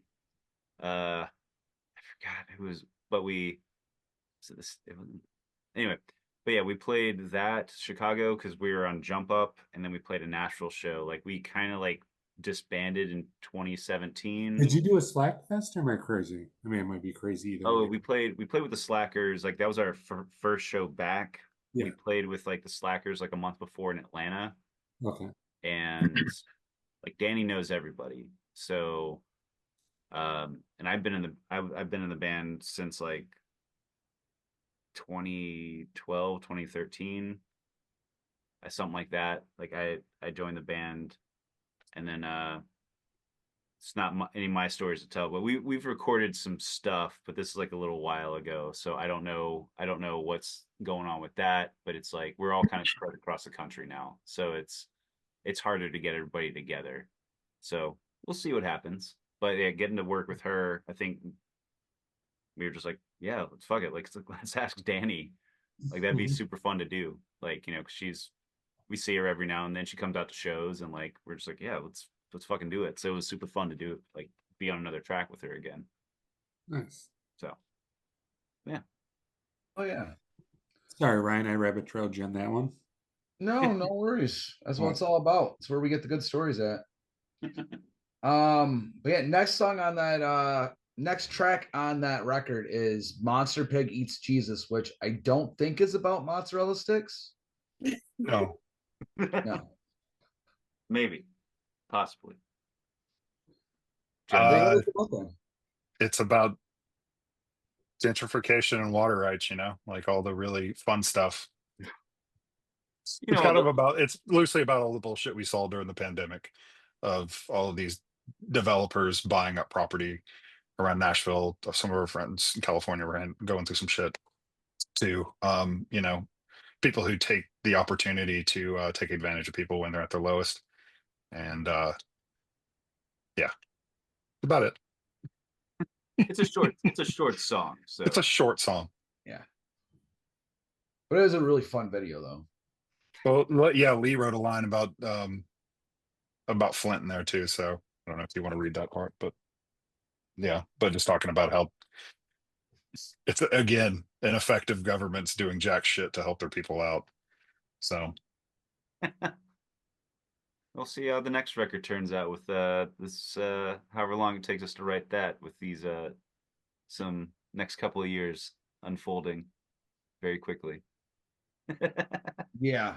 Yeah. It's what they say, like 2035, I think, like 30-40% of the world is not going to have available drinking water. Like it's not that far off in the horizon. It's like scary numbers. there's a really good article about this, happened years ago. It's called Day Zero in South Africa. You should check it out. They went through that already. The rest of us are probably going to go through it at some point.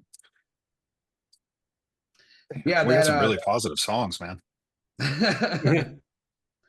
Yeah, I will go ahead and read that first verse that you're talking about, Flint in California. I'll drink all the water. I'll drink it all down. I'm the monster pig, and I'll do it with a frown. Flint and California are getting pretty thirsty. Sell them rent to my well where their chemicals are plenty. Yeah, that's Lee's. Lee has such a distinctive writing style that's so insane, and I could never sing what he does. But vice versa, he couldn't sing what I write either. So he's very fast. I'll give him that. Rip rapping. Yeah, that's why I had to Rapping, reach rapping. out earlier, try to get the lyrics, because I unfortunately have not picked up a copy yet. I'm going to wait until Camp Punksylvania, Yeah. where I can have you guys sign it. We'll see if we have some copies left. See, it might be sold out. Yeah, you might want to buy it now and take It's it. like to- that, huh? Well, Yeah, just take it with you. Hey, I got so many. I'm not looking at the stack of records that I have. I still. You'll will get a have some available. note. Yeah, you'll get a note. Did I wish you a happy Toyota-thon on there? No. Okay, never mind. You didn't buy stuff around Christmas time, I guess. No, I don't know. No, I think if that was like the pre-order package, I had to write like 50 something notes, and it just Oh, I started going whatever, but like, yeah, it was before Christmas, but maybe it wasn't pre-order. When did it come out? Was it November? yeah. The pre-order, I think like I started sending them out in November when we actually got the vinyl because it took a while because we were supposed to get them like hopefully in like mid-October for that flyer that you held up. That was our Uh-huh. album release show that we did not have the album for. Chris made some Oh. CDs for us. He next day shipped them. He got them like printed, but like we had the vinyl in like about a month and a half earlier, and they're like, "Oh yeah, we'll have it ready for that show," and just kind of kept getting delayed. But the self-titled album where we printed that on vinyl, when did we have that come out? Like 2023? I think. I But thought I did Ska Punk International distribute that one for you? Because I thought I ordered that through them. No? no, we didn't do it through them. Like we did that self-released, and I Okay. wish I had hit up Chris. I've mostly made the money back on the self-release, but because I had to get it, we did it through Pirates Press, and Okay. they ship that. They do that in the Czech Republic, so I had to pay like Oh. $800 in shipping to get it over as part of it. But I remember we submitted all the artwork and the music, and it took us 11 months to get the record. So this was like 2002, like coming out of 2001. So when everybody was having trouble with shipping and record pressing. yeah, so like we knew we wanted to have it like pressed on vinyl, and we just hadn't talked to Ska Punk International yet, and like that would have been a cool idea. But yeah, this one like we got it in about 2 months, 2.5 months, which is like a reasonable time. So yeah, but we'll have copies available for you, Ryan. I'll set one aside. all right. I appreciate that. Well, Yeah.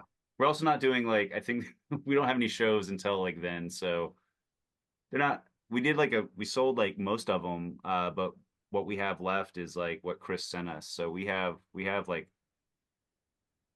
maybe 50 left, which is pretty fucking cool for like doing a first pressing of it. So yeah. So unless everybody hears this and they storm the band camp and decide to buy them all up, which is fine too. Are these different variants that you have, or are they all the same? Like of the record color, Yeah. they're all the same, but they're called it's called Void. It was like the option. It's like a smoky black, and that has Yeah. like some like it has colors that kind of match the album artwork, kind of like drizzled in there. So each one's different. So Oh, cool. yeah, we saw So that. pretty. Yeah, they were just like, hey, Because we can sometimes the color band match. copy is different. So sorry to derail. no, that's what we're good at here. Hopefully, we're giving you all the good stuff. All right, so we got Heretics next on that There that we record. go. And you got another feature on there. You got Jason featured on that track. What can you tell us about Heretics? Heretics is taken from a conversation I had with my buddy Lucas. He is very much an atheist, a traveling musician, and total freak. I love him to death. We're having a conversation about an argument he was having with his very Catholic father. They're Irish Catholic, and he made basically a long-term argument with his dad that like, hey, if we lived like not that long ago, the people in your church would probably crucify me. And I was like, yeah, we all would have been burned as heretics. We were talking, and I was like, hmm, that's a good idea. So I just started writing about that. And it's, again, growing up in the shadow of the Southern Baptist Coalition in Nashville. It's a very inspiring force. So yeah, I feel it's like about that being, had a little bit of an impression on you. yeah, dude. I mean, because people like, even as a kid, I remember like having these apocalyptic dreams because of all of the bullshit that's just force fed into your ear all the time. Like, Southern Baptist is why a lot of other Christian faiths have problems with them. It's all doom and gloom and damnation and devastation. And that definitely, especially like on our early records, had a lot of influence on me because I grew up scared, like a lot of kids did, that you're going to do the wrong thing and go to hell all the time. And just thinking about that now with like in Heretics, it's just like everybody I'd love if it was like a couple hundred years ago would probably be set on fire as a heretic, for just doing what they do in their normal everyday lives. So, and that just bothers the shit out of me because it's really easy for a lot of like modern religions to just cherry pick what they want to out of religion, um, out of their religious texts, and forget all of the really horrific shit that's in the same book. I don't know. Does that make sense? Yeah, it's a It really does. extreme version of the carrot or the stick, and either way, it's going to come with some problems with the result. You threaten Yeah. somebody with a giant stick their entire life, they're going to grow up fearful. If you bait somebody with a giant carrot their whole life, they're going to expect they're going to get something out of anything that they do. Oh yeah. I Yeah. think There's going to be a whatever sense of your entitlement. belief system is, whether you are Christian or non-Christian or atheist, the Christian church, as somebody who was in it for a while, is its worst PR group because it doesn't. As somebody who got a note from the Christian church telling me as a pagan and no longer welcome, uh, the church does not do a good job of promoting itself in the way that it should, and instead it creates this environment which you talked about, which is fear and guilt, which I mean, let's be honest, people don't really run to, you know. Yeah. I mean, but there's a lot in that song too, speaking of paganism, about how a lot of our modern Christian traditions are ripped and stolen from pagan traditions. They're just rebranded. And those same people they would just kick the shit out of or kill, after they stole their ideas. It's just kind of, I don't know. It's it always struck me as really weird. So what's the Uh, next song, Ryan? what can you tell us about Kickback?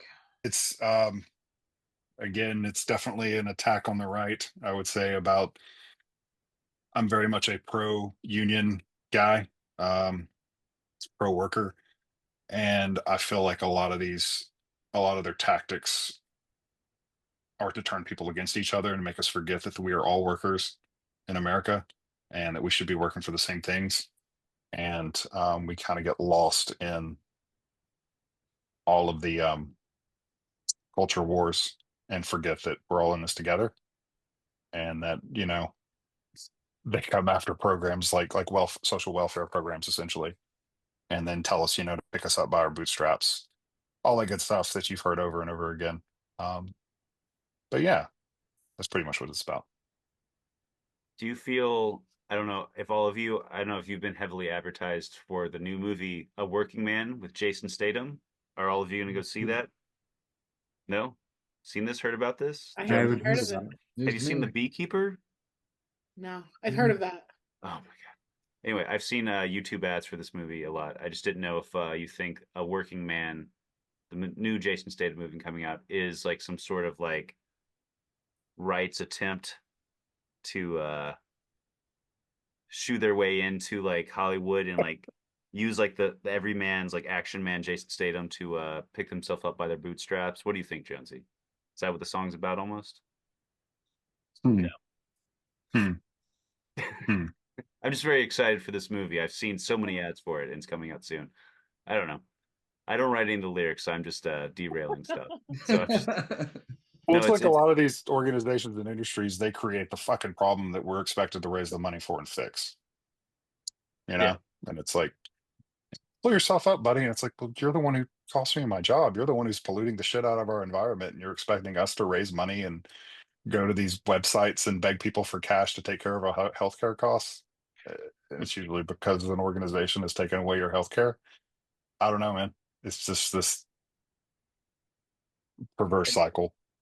I just think it's interesting. Like I'm not gonna like go off on a point about it, but like all these like kind of action hero movies now, it is definitely like an everyman, just like, man, I'm gonna fix this corruption, and just by going out and like beating someone with a sledgehammer or taking matters into their Beekeeper, own hand, like the beekeeper and great stuff like movie.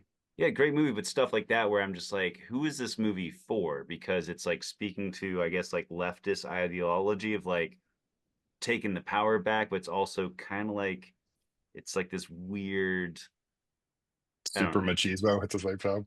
Yeah, I don't know. It's like I feel like I could go off into like some weird conspiracy theory territory and stuff, but just like since Jonesy is doing his degree for like human resources and union rights and stuff, I know that's all kind of like the boring stuff that you kind of slog down about. But then you got a Working Man new movie coming out March 28th, starring Jason Statham.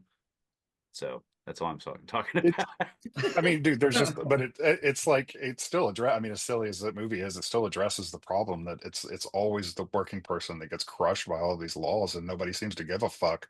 Yeah. It's more and more, more and more power is given to just wealthy corporations, and the more that happens, the less power we have. You know? Yeah. I think it's funny. There is the stereotypical like evil billionaire that are in these movies, and no one seems to. A lot of people like draw the correlation between like what's going on now, like all the people who have like all this wealth. I just think it's funny how everyone can identify the bad guy in this 90-minute action movie or like any type of movie where like that guy's got a lot of money, he's a scumbag, but like you pull back and then you see like the scope of everybody like interacting with each other and be like, well, everyone there's good people on both sides and like on all the sides. You're like, like you just watched this movie or like you're raving about these types of movies like Fast and Furious, all these types of like whatever movies. It's fascinating not not being able to draw these correlations between things like what's Hollywood and what's not real, and then like stuff's happening in real life. Either it's not as action packed, it's not like palpable, and it takes sometimes stuff takes years to unfold, like the whole trickle down economics thing. I don't know why I did that hand motion. You got it. But like it's stuff like this, like it since it's not entertaining and stuff, but like I'm trying to bring it back to like punk rock and stuff. It is like Jonesy's lyrics, like they're really good. Like I said, I don't know what he records. I don't help write the lyrics, but it like once everything is like recorded and I get to read everything out, like I'm just fascinated. Like I think this is our most cohesive record. What do you think, Jonesy? Is that fair to say? Like I think everything plays off each other. Like all the songs like mix really well together. Like lyric I think the thematically. tone. I think the tone throughout is pretty cohesive. I'd say. Yeah. Like it's a very angry record as far as I could tell. I don't know. Well, people should be angry right now. And if they're not, then their eyes are not open. Yeah, but I think I mean, there's a few kind of hopeful themes on the record too, which I hope people pick up on. So Yeah. anyway, No, I'm local IBEW 876, so I'm all for union and individual rights and collective bargaining and strength in numbers. And it makes me sick how they're trying to break up some of the unions and take away their ability to argue collectively. Like what happened over in Utah with the teachers union, yeah, what they're doing with the unions in the federal government, saying that they didn't have the right to argue the firings. The union didn't because it wasn't their place. It's like the union is trying to protect its members from being fired. Like, how is that not in their right to file a lawsuit against the executive orders and Doge's efforts? Like, well, it's like war. A lot of Americans are too far separated from it to realize the awful ramifications that can come if you make the wrong decisions. You know, a lot of people are too far removed from unions to realize how important they were in the past and how important they still are. They don't see all of the rights that union fighters gave the American public, you know? Like OSHA. So, Like they're yeah, talking about breaking up OSHA. Like, Consumer Protection Agency. Yeah. I mean, there's yeah, all of these things that CFP. you just forget it's easy to attack somebody that's not on your side. And that's what I'm saying. You're hiding behind a culture war to take away rights of people, left or right. It doesn't fucking matter. It affects us all. It's gonna be like, that guy's a socialist. Don't listen to what he says. And it's like, he's a socialist because he's trying to give you rights, or he's trying to keep people from taking away your rights. What the fuck are we doing here? Meanwhile, they crowdsource their medical bills Yeah, because man. they can't fund them. That's Yeah, a you take away socialist act right there. taking away people's collective bargaining rights is the most. So it makes me so fucking mad. That, I mean, it's like, it's going to be illegal to protest one day. People don't realize that. That shit is coming down the pipeline. Well, that was one of the things that 47 was saying on Tuesday. It was March 4th. There was 50 states, 50 protests one day. I was down in Lansing. But earlier in that day, he made a tweet on True Social how any student or any college that does not break up protests will lose federal funding, and Yep. these college students are going to be imprisoned, and they're going to be expelled without the ability to be re-enrolled in their entire lifetime. Like, Yeah, but if it doesn't affect people personally, a lot of folks are too lazy to say anything about it. yeah. You know, we could all be more proactive. I get that. I've been a lazy fuck in my time. But you know, I'm trying to make steps to be a better person. So we're all guilty of it. Is this Anyway, is this too heavy for a ska podcast? Oh no. Okay. they Well, killed a man on here once. It was crazy. Twice, actually, twice. Twice.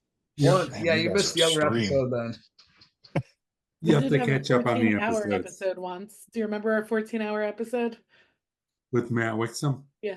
Yep. Oh no. It 14 wasn't You really serious? It was No, very it long. was you guys are getting there though, but it was, what was it, You 4 are. hours? Was it Oof. 4 hours? I Matt's think a it was like talker, dude. 3 hours. Do you know Matt? Oh yeah. We've known Matt for a very long time. Yes. Matt's the Michigan man, and I know him and love him. Yeah. Plenty of stories about that fella. We won't get into the stories. Anyway, no, moving on. Moving on. Good call. Moving on, Greener Side, another killer song on that record. The song is incredibly depressing. Don't read the lyrics. This is when certain folks were going through some ideation that was not so good during the pandemic because they weren't able to perform or be around other people. And yeah, it's about choosing the better path, choosing the higher path. Sorry. You can't name names? No names. No, man. Yeah. Is it Jonzee? Are you talking about Jonzee? Like right in front of I don't know who that is. I see Yeah. Daniel Jones. That's all I see on the screen. Oh, He's fucking uncovered. Take that out. okay. They're Leave it basically in. just trying to say, don't give up. Yeah, it was. It's easy when you're in a shitty situation to think that that's how everything is just going to be forever, but you have to be patient and reach out and realize that things can change. A really good thing that I did that my girlfriend called me crazy for doing during the pandemic is I went through my phone book and my cell phone and either texted or called everybody in it just to check on them. And some people were like, "Why the fuck are you calling me?" She'd be like, "I just want to say hi, see you later, hang up." But you know, it was a good way for me to like check on people's mental state and check on my own to be like, "Hey, there's 100, there's 100 people in your phone that will still answer the phone when you call them." So maybe things aren't so shitty. On top of a million things that we can talk about with the pandemic, one thing that kind of makes me sad is I feel like at one point as a society, we almost got it right. Like certain things happened and we were protesting. Black Lives Matter protests were happening. We were behind George Floyd, and this stuff was happening. And all of a sudden, we go from that 5 years ago to where we are today, that we brought in Trump for the second time. Well, there's always a pendulum shift, Yeah. right? I mean, it constantly goes back and forth. That's the good and bad part about a democracy. Well, but it gives everybody their fair shake, I would say. God damn, I could go off on an hour-long tangent about that statement. Go ahead. We got time. No. Maybe two We'll give you- parts. We'll do the bonus episode with you going off on a tangent. It's great. Yes. This whole thing's a We should bonus do- episode. Oh, it is. That's right. It is. Yeah, we did 2 this week. Whoa. I feel like if I was more prepared for a politically geared podcast, I would be speaking a little bit more eloquently about all of this information. But I did I kind would of be tell them honest we were going to go about over like 3 songs, and then today I was like, well, it is a new album. If you want to run through the whole album and write I didn't know. Yeah, I didn't know. All the songs are worth paying attention to, and there's a lot of really good messages in it. So I'm like, yeah, absolutely. Let's talk about the whole freaking thing. I was listening to everybody's like best of lists at the end of last year and discovered so many good bands, dude. There is so much emotional residue from that time period that is just like, I don't know if you guys listen to that Call Me Malcolm record, the last one that came out. Which is amazing. Holy shit, I love that record, but there was a lot of pain in there. Mhm. And it's, I don't know, it's kind of cool to see that other people were going through the same shit, but a lot of people were going through a lot worse stuff than I was. But it's like, this is how musicians handle bad times, as they write shit. This is how writers handle it, producers, like, it's how you cope with it. Mhm. So. I know I was coping through that whole time by hiding in my garage, fucking throwing back whiskey. So Yeah, man, writing about it was probably a lot more healthier. I was doing both, so it's okay. That's why I have notebooks of incoherent fucking gibberish. I probably shouldn't burn it, but there's probably one good line out of every 5 pages. Yeah. So maybe we should learn to laugh about stuff. Oh God. We got our own song titles. What? No, Learn to Laugh is kind of in that same vein. There's the line about sitting at the bar after the show's done and just drinking whiskey, but you're just staring at a blank screen or a page trying to write something new. It's about feeling fucking unmotivated, and realizing if the rest of like the ska punk community has passed you by, the rest of like if anybody even gives a shit anymore.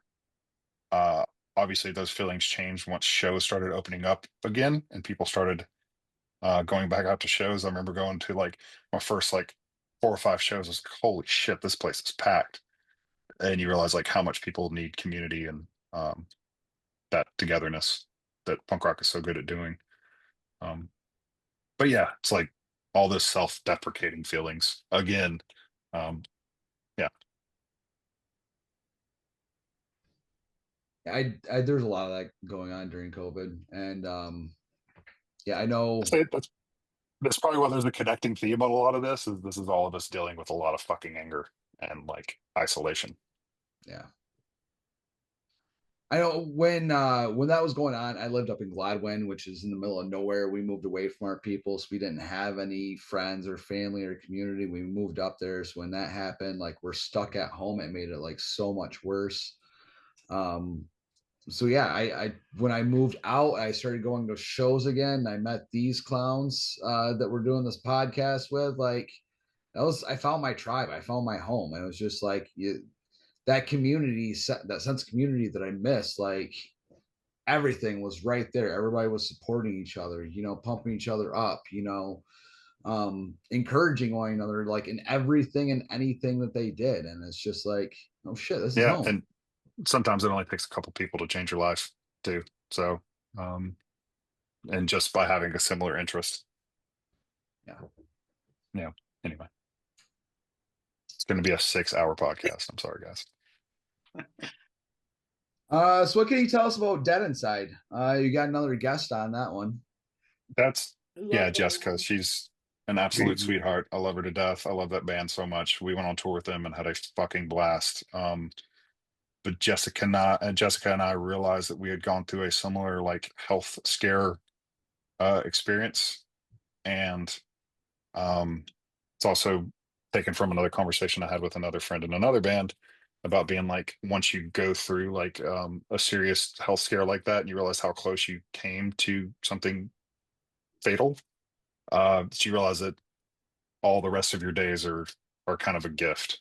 You know, you feel like you've that was the joke, was just like, oh, I've already died, so everything else is a gimme. It's like a extra little perk in life, um, because you kind of go through like a small emotional death whenever you have to go through that, because you go through all the different, you know, this from recovery, you go through all the different stages of grief, and um, you have to come to terms with your own mortality. So Jessica's verse is so fucking good on that, man. Sit down with that and read it sometimes. I cried the first time I heard it. So she was It was my deadly, favorite deadly track on the honest. album. Thank It's you. a good song. Yeah, she was super honest, and Curly, their drummer, recorded it and helped us kind of like communicate from they're down in Mississippi, kind of facilitated all of that. So he was super instrumental.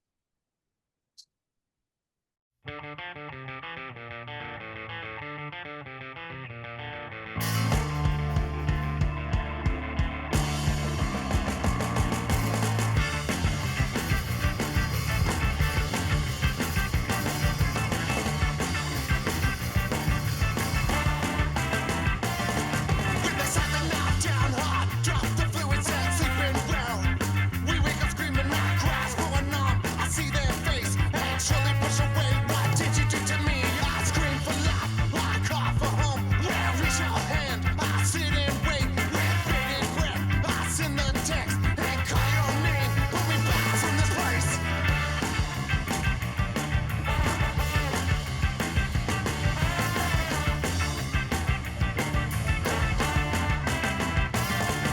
I think I lost my vision. Maybe I've lost my time. Maybe I've lost the will to run and change my mind. I miss my friends. I miss my life. I wanna scream and rant to my morning light. Way up the back of this overcrowded mess. Where do I fit in now that I can't afford the dream? We've had a good time. Take me back to the sea when the light goes out. Don't look for me. There's nothing but the memories to save me from myself. While the ghost of me is watching and it's waiting for a shell to crumble under pressure of the thousands of the wave. Run 100,000 pages, but I'm all along the way. It feels like I'm dreaming for a life I haven't lived. A severance of memories from what I had to give. Tattered skin, broken bones coming from the pit. Now take me to my grave and I will never let you in. I'm already dead. I die 100 times every day. Live my life like I can't afford the crime. Every day I live my life like I give it time. Every day I live my life like I'm dead inside.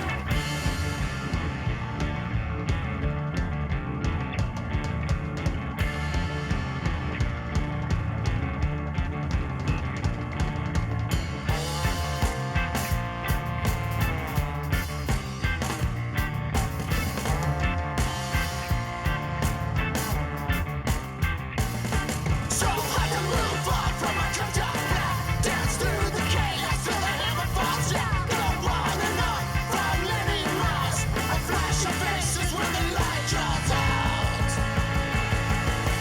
Sitting on the corner where hate and love collide. I'm sifting through the rubble and the dust of what's inside. Every day's a stepping stone to being left alone. But I push away everything and everyone I love. Well, it's dry, well, it rut, but it feels like I'm stuck.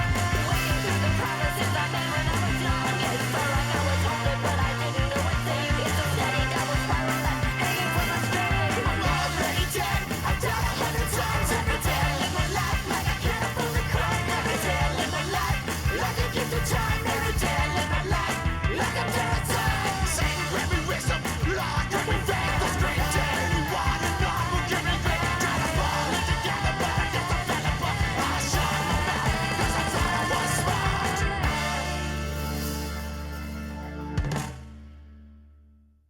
Moving on. Moving on is Shallowed B. Salad B is a cover from one of our favorite bands, Hub City Stompers. We love them to death. Jenny's my homie, and Yeah, smile, Jess. I love them too. Yep. yeah, they're the best fucking people. Great sense of humor. Which is funny as I've heard other bands being like, those guys seem mean, and I was like, they have a really good sense of humor. They're just goofy as shit. Uh-huh. And we've did shows with them years ago, and we were all like early 2000s, and we became really good buddies back then. Doing small shows around the South. What made you want to pick this song? We recorded it originally for a comp for King Django, and they wanted us to pick a song from the label. Hmm. And we were just like, we have to do a Hub City song. Yeah. There was no question. And I think Lee picked that out, or Will. Yeah, Lee picked that out because like Hub City has a lot of awesome songs, but songs that we can't sing because we're not coming Or a from bunch that of white perspective. guys. There's a bunch of white guys, and like there's certain things that we shouldn't say, but like it's like Travis's story to tell and all that. But Lee was like, "What about this one?" We're like, "Absolutely." And then Has similar tones to a lot of our songs too, so very religious connotations. it's actually funny story, not funny. It's the exact same runtime as the cover, even though we sped it up a little bit. I don't know. It's very weird. It's like 3 minutes and 47 seconds or something like that. It is the exact same timestamps as stuff, and I don't do like a long ass solo. Like I did a horn solo, but Jenny's horns, like all the horns on there, are like really rad. I blanked out on their trombone player's name, but like they're like real ska players that play like oi and like ska punk and I stuff. say they're closer to always skinhead, but Yeah, like Yeah, they're fucking great. like that type of like those genres. Like thinking of them, I'm like, oh, these are like real musicians. And then I really like our cover of it. I don't think it tops the original. I think it's definitely different, but like it definitely fit the theme of the record, especially like hearing everything together. So we were just like, fuck it, let's put it on the record. And I think we've played it once live, right? I think we played it in like Birmingham. Mhm. It's like we played it live. I think it was the Flying Raccoon Suit and Joystick, but like I think Joystick had to leave because that's when that hurricane, which hurricane was Yeah, sorry. so. But yeah, like that song is a lead pick, and like we all agreed on it like immediately. We're like, hell yeah, this is it. So yeah. Next one up is What the Monsters Did. That's kind of a slightly autobiographical song about how like when we first started out, I was looking through a box of old pictures for the record because John was trying to put together some kind of promo thing about how long we've been a band. Was it like 24 years now? 25. So I started digging through this old box of photos, and I saw like photos of us as we just look like babies. It's like Lee was still in high school. I was in between high school and my freshman year of community college, and just being like, look at these pictures, just realizing how fucking wide-eyed and like doofy we looked, and we didn't have a fucking clue what we were doing, but it was super exciting because of that. And it's kind of about how people can get jaded the older they get, um, the longer they've been in a band. And yeah, it's trying to like not be jaded. You gotta love what you're doing, right? Yeah, man. I mean, if you're not gonna be any good at it otherwise. If You can't- gotta remember why you started doing it in the first place. Yeah. Yeah. So you close the album out with Down Below. Down Below was a little like ditty last minute idea that Lee had, and it's kind of about the lyrics are kind of about our love for Twin Peaks. So he's a big Twin Peaks fan. It was supposed to be called Firewalk, right? Originally. Yeah. Yeah. The working title is Firewalk with Me. Yeah, so it's kind of just we just wanted to do as an explosive Twin Peaks song. kind of sing-songy fun thing just to end it. Yeah. So I think that, nothing really deep about it. It's just Kind of our love for Twin Peaks.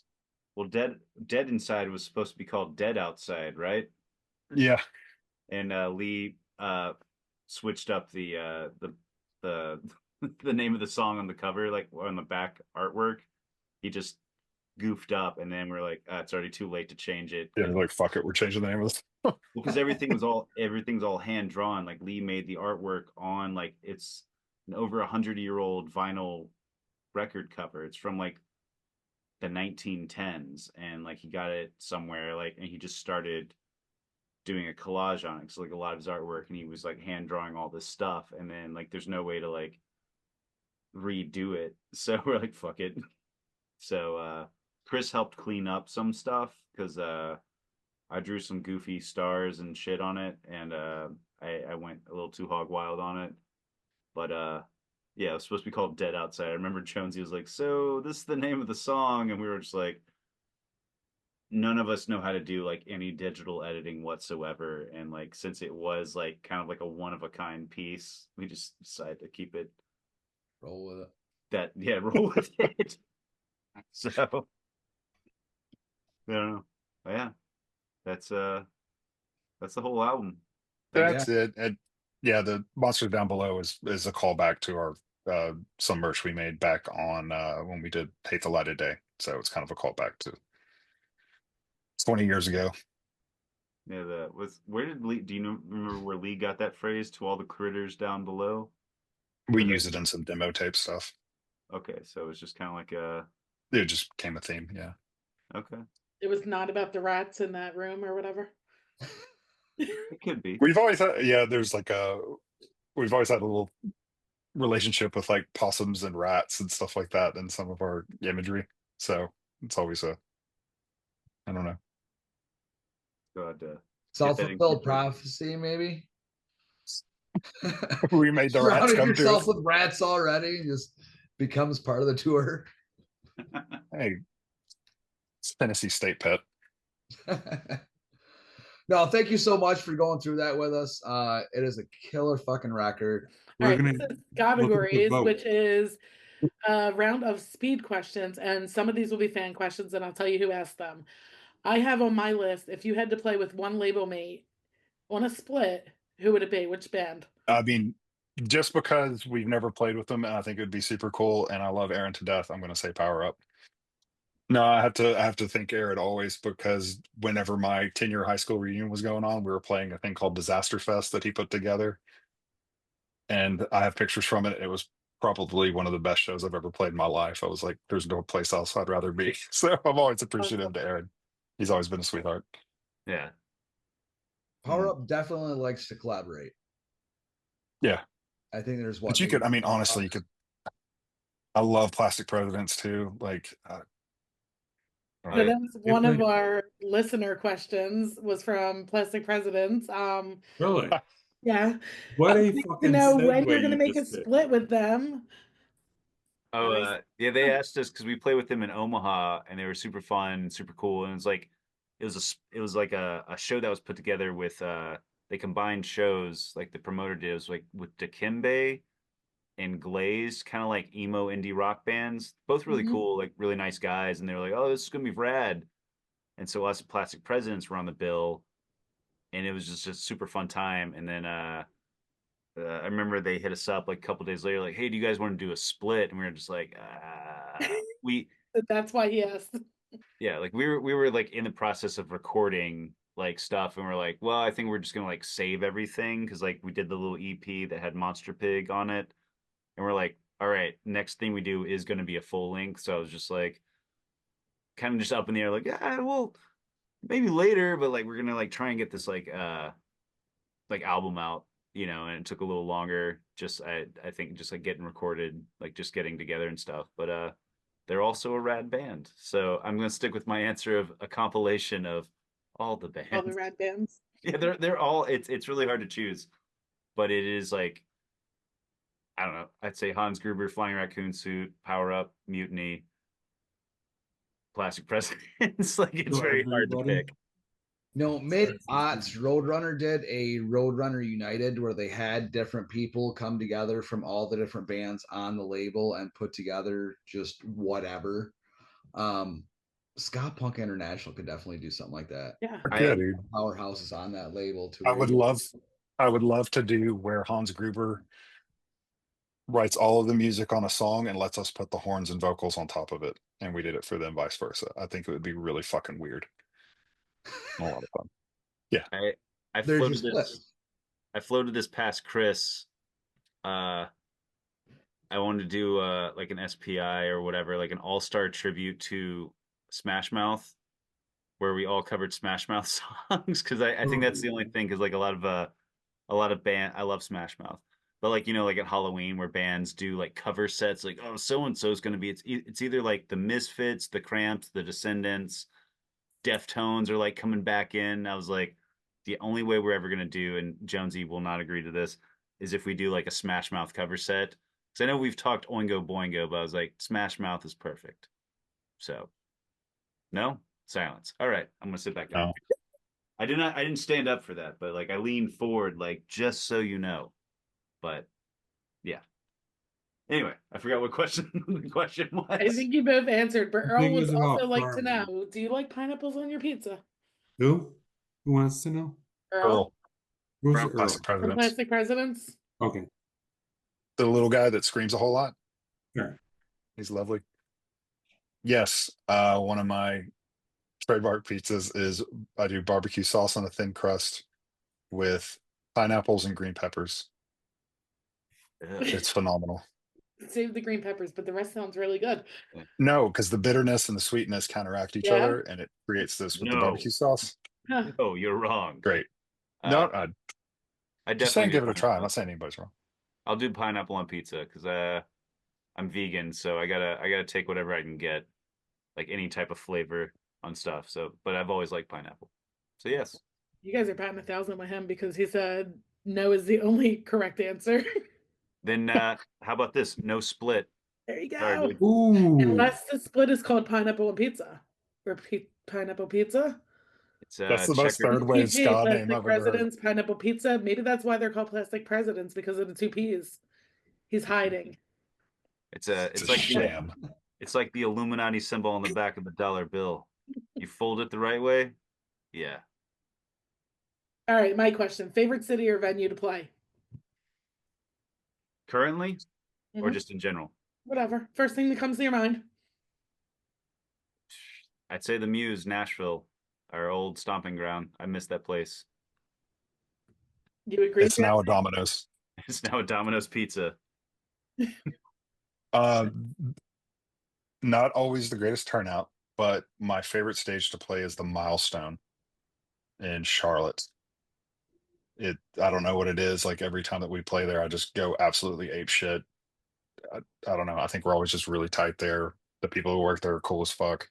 The venue has so much history. Um, that's one of my favorite places to play. It's Um, it's an old house. It's like it was from like the 50s or something, but it has tags from like Bad Brains, Motorhead, the Ramones, like Beastie Boys. Yeah. like There's all a tag that says, what does it say? Oh my God. Glenn Danzig got knocked the fuck out right here. Which is Yeah. apparently, I guess, I don't know if it's true or not, where that video where Glenn Danzig gets knocked out happened at that venue. I would believe it But because that place has been there for it's in a basement level, but it's not like an actual basement. It's just kind of like on floor level, but it's like the bottom of a house, and it's in a like a weird suburban neighborhood at this point. But yeah, it's just got a lot of history, and it looks gross as shit, but it's also really cool. So I would also go. yeah, um, Tarbo's place, the Hideaway in Johnson City, Tennessee. I really like that room a lot too.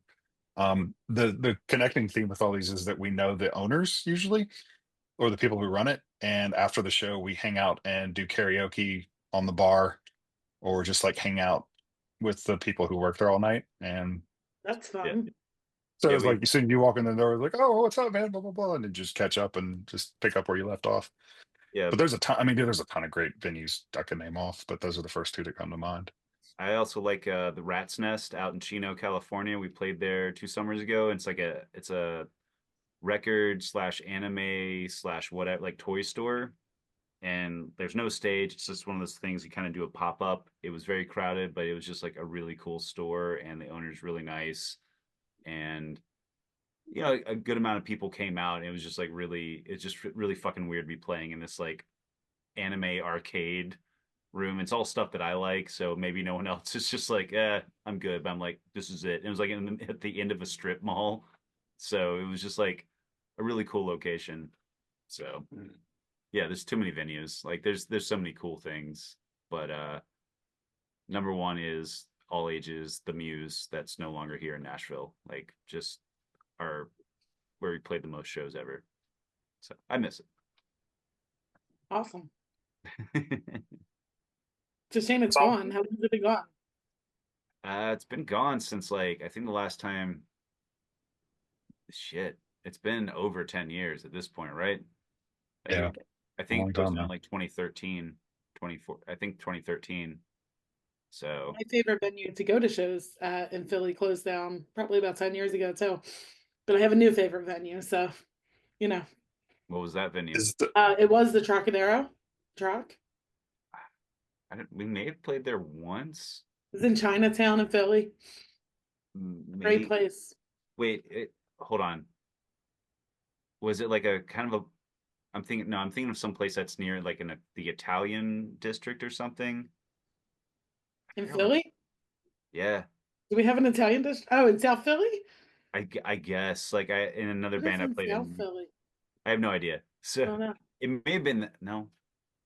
I've played too many places at this point. Like it's hard to keep stuff straight. Was it the firehouse The, and the fire? fire? Yeah, there was the Right. fire. The Fire? Yeah, we played there. Oh, that's in Fishtown, yeah. Yeah, Yeah, I like that place. I'm I remember terrible. staying in Fishtown too. All right, if you could live anywhere else other than where you are, where would it be? I'd say Pittsburgh because I love I love that town. I love that city. Except that it's cold, and somewhere in the desert where it just stays like a dry temperature all year round. But I don't know where that is because I haven't spent too much time. I hate cold weather, but Pittsburgh, it looks wrecked enough for me to enjoy it. And I know you're in Philadelphia, but I can't do Philadelphia that long. No, I'm actually outside of Philly now, but I did live in Philly for, God, I've been here 6 years, so 37 years. I don't know how you do it. I'm raised. Yeah, Philly's a beast, man. Yeah. Probably I'm with grandson Will. Like if I was into living city life again, it would definitely be Pittsburgh. Food's awesome, art scene's great. All the musicians I know there are fucking rad. If I wanted to retreat from society, probably Carson City, Nevada. Just because it's awesome. Got Lake Tahoe right there, or you can just go hide out in the mountains in the desert, pretend to be a cowboy. Outside of the States, Edinburgh, Scotland, best city in the world I've ever been to. Spits my personality. World traveler over here. World traveler. That's all I got, unless Ryan has a speed question for you. If you were to collaborate with any artist, alive or dead, who would it be? Jonesy. I think it would be fun as shit. You brought them up earlier, but assorted jelly beans. To work with them, I think it'd be fun. That'd be weird. I don't know. They're not together anymore, but Yeah. Well, they were playing shows for a minute.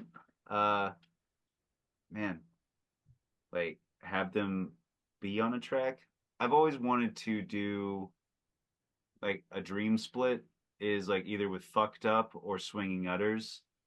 So doing like something with like either of those bands in any capacity would be super fun. Like I like both those bands a lot. So yeah, I don't know. I'm But gonna steal your answer. Fucked up. Yeah. Fucked up would be a dream come true. They have too much material. Yeah. I think I hit them up about doing a wave breaker for Bad Time. Mhm. I didn't get a response back. I was like, you guys have been doing all sorts of different genres. What if you did like a ska punk song and we could just do a 7-inch? No response. But yeah. And also I would like to do another album with everybody we did the album with again. Like have Chris come do keyboards and Corey do strings and have all sorts of like guest vocals and more friends. I think next time around have more people come in. I don't know, like just people we know. We know a lot of talented people that make us look a lot better. So takes the work off of us. So yeah. How do you guys feel about all ages shows? I wish there was a show age requirement minimum of like 40 years old. So because everybody's responsible. No. I love all ages shows. It's I don't know. I didn't go to shows like when I was in high school very much. I went to maybe one or two just because I had no car and my parents weren't strict. I didn't hang out with people. But we've played several shows over the last while where like parents, like people we've known and then we've known for like over 10 years bring their kids out, like their 7-year-old or something, like, hey, this is their first show. And we're like, why? But that's really cool. Like seeing like people like I would say like punk rock parents or just like parents who still go out to shows. Like That's it's really, me. yeah. I was My saying, yeah, kid's been going to shows since he was 3, and he's now 9, and he loves the shit out of them. we're saying Ox. Is that his name? You know Ox? Well, I saw I Oh. I looked you all up. I knew it was going. I'm like, yeah, like yeah, stuff like that. That's really cool. He And loves it. I don't know. Like I think that's something like I like feeling like a rock star or whatever that's supposed to mean. It's so cool looking out and seeing some kids like teens just like dancing their ass off just because people are playing music and they still have kind of like that magic. And not that like I don't Their enjoy spirits haven't been crushed yet. yeah, it's not that I don't enjoy playing with my best friends and like stuff, but like just seeing that where it's just like, oh cool, it makes you feel good a little bit. You're like, oh, people Mhm. like they don't have any like preconceived notions or like you guys are lame and old. Like we're lame and old, but for right now, you're just enjoying whoever's playing. Like that's really awesome. So I love all ages shows. You'll see a lot of that at camp. It's awesome. I'm still nervous. I Don't don't know do. how hot it gets. Why? The heat. Oh, I'll be fine. well, there's a lot of shade. Yeah. No, I'm excited. I'm always just like I don't go to a lot of festivals just because I like having a place to go like take a nap or just sit down. So having a merch table or merch booth or a van just kind of being there. Not that I don't want to see bands, but like I remember like going to like a Warp Tour and just being like in that asphalt parking lot and just like kind of being corralled in there for however long and getting sunburnt and stuff. And I feel bad for people. I think maybe festivals hopefully have gotten better. Yeah, I think you can bring a chair and put it under a tree and just chill. Yeah, like I feel like there's like places like Camp Pennsylvania definitely seems more relaxed. Where like, hey, just come enjoy the music. Also, don't wear yourself out. Take Mhm. breaks. So Yep. Same I'm thing more with Supernova. Same kind of thing. yeah. One day I'll make it out to Supernova, but Yeah, that's I fun just one want to I just want to sit down somewhere. I think that's all I want, other than playing. So terrible answer. So I'm excited. Jonesy. Oh, I agree wholeheartedly with everything you just said. Sitting All down. it shows Like are it go and shows. he wants a nap. 2 thumbs up. Yep. No, I'm the biggest baby in the world with heat. So, and I live in Nashville. It's Oh, awful man. combination. Oh yeah. I felt But, kind yeah. of bad last year for the Venomous Pinks because it was really humid and they're used to the heat, but it was that Yeah, humid they had a heat. hard time. Yeah. But who was it that came out and was like pumping up the crowd for him? From Bad Cop. Who was it? Was it Lynn? Was Lynn your White? It was Lynn. I think it was your Lynn. mom? Yeah, came out during Venomous Pink's set and started singing along with them, pumping up the crowd, bring the energy level back up. Like it was really cool of her to come out. It was the worst time of day. It was like dead sun 2:30 in the afternoon or something. I don't know. Yeah, beating right on that main stage. Yeah. Yeah. Um, Scaring them, Ryan. no, it's great. It's beautiful. It's a wonderful time. There's tons of kids skanking and crowd They'll surfing and shoot you all with that water good guns. It's stuff. all good. They they'll- will. Yep, they do that too. Mhm. But do you have a message for all those rude boys and girls, the youngins that'll be at that show? Message. A message. Shoot me with a water gun. What is the message for the younger group? Is what he's asking. The next Just generation. Next gen of Be- punks. be good to each other and be a little bit more forgiving to yourself. Yeah, I'm not as positive. So whatever Jonesy says. There you go. Oh, I guess a lesson we could all learn. All right, I think that's it. Eric, you want to close this out? Unless you guys want to add something. Thank you for having us. Like, and Yeah, hopefully- for real. Thank you guys so much. People want to hear Uh, more about you. Where would they go? We do not do shit on X, Twitter, whatever the fuck it's called now. It's all Neither on do we. Instagram. Yeah, it's all on Instagram. So go hit us up over there. Go ahead. We do have a Twitter account that I made to tweet at Smash Mouth and Taco Bell's Feed the Beat, but this was like 12 years ago. I think I made one tweet. I didn't understand it, so I just left it up. Yeah, we don't. I know at some point we're probably going to have to do something like move to another social media site, but right now, the best way to get at us is Instagram or our Yahoo email address. I still I said, yeah. I still Is use it mail. AOL? Go with AOL. My personal email is still AOL. I've had it for 29 years. It is the Beautiful. same email address I've used since I got it when I was 11. So that So- shit is an antique now. Yeah, I'm going to pass it down to my grandkids so they can go through all my spam folder and see how many gutter guards, boner pills, how many times I guess I have tax fraud and I need to like alleviate that debt now. But yeah, Instagram is probably Extended the best. warranty on your car. Yeah. Yes.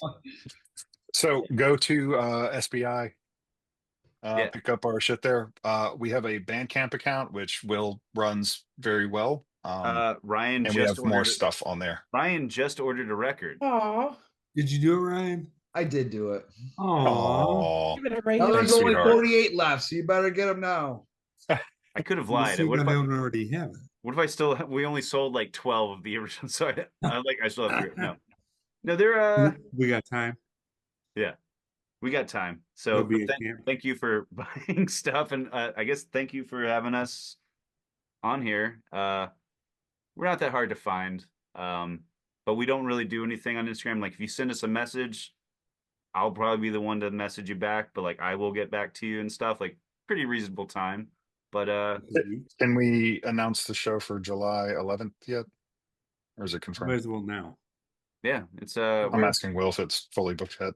oh yeah, it's all booked. We're because we got some stuff coming up later this year, but we're doing Camp Punksylvania, doing a run. We're doing a mini run with Joystick and Flying Raccoon Suit. July 11th is going to be in Nashville, and then we're doing St. Louis for a festival that's mostly confirmed, but I can't. We'll be in St. Louis on the 12th, Okay. and we got some working on some other stuff, but I'm working on us going overseas for the first time. Beautiful. Sooner than later. So can't talk too much. Not that anybody cares or it's like secretive, but just Sure. I don't have all the information yet. But we're trying to gear up and like do some more stuff, and write some more stuff. Hopefully, it won't be 8 more years till the next full length. I know we're trying to work on some stuff because like this past album has been so much fun. But yeah, thank you for having us. Thank you for Thank you. coming on. Yeah. All right. Thank you guys. Definitely go check out the record. This is my top 5. It's fucking fire. You won't be disappointed. I listened to it the Glowing other day, like endorsement. through it again, and I was like pleasantly surprised. I thought we did pretty good. We thought we did all right, you know. The Anyway, old college try. you're the only one in college now. You're going back to college. You're giving the college a try. And we've On just that- full circle, I think. So, buddy, be sure to check us out on every social that you belong to. Except Facebook, Twitter, X, we're not Instagram. there. So just those two. Like us because we love it and we keep track of that, and we're like, wow, we got so many followers. It means a lot to like little folks like us who are doing our own little thing. So please like us and tell us you love us. And in the meantime, whatever you're doing this week, go to a show, go somewhere local and support your scene, because if you want bands to show up to your neighborhoods, and if you want bands to play, and you want to build a core group, you actually have to show up and be part of that. So go be part of your scene, and we'll see you in 2 days when we do our next podcast, apparently. All right. Bye, everybody. Good night. Good night. Bye. Thank Bye, you. guys. Thanks a lot, you guys. Hey,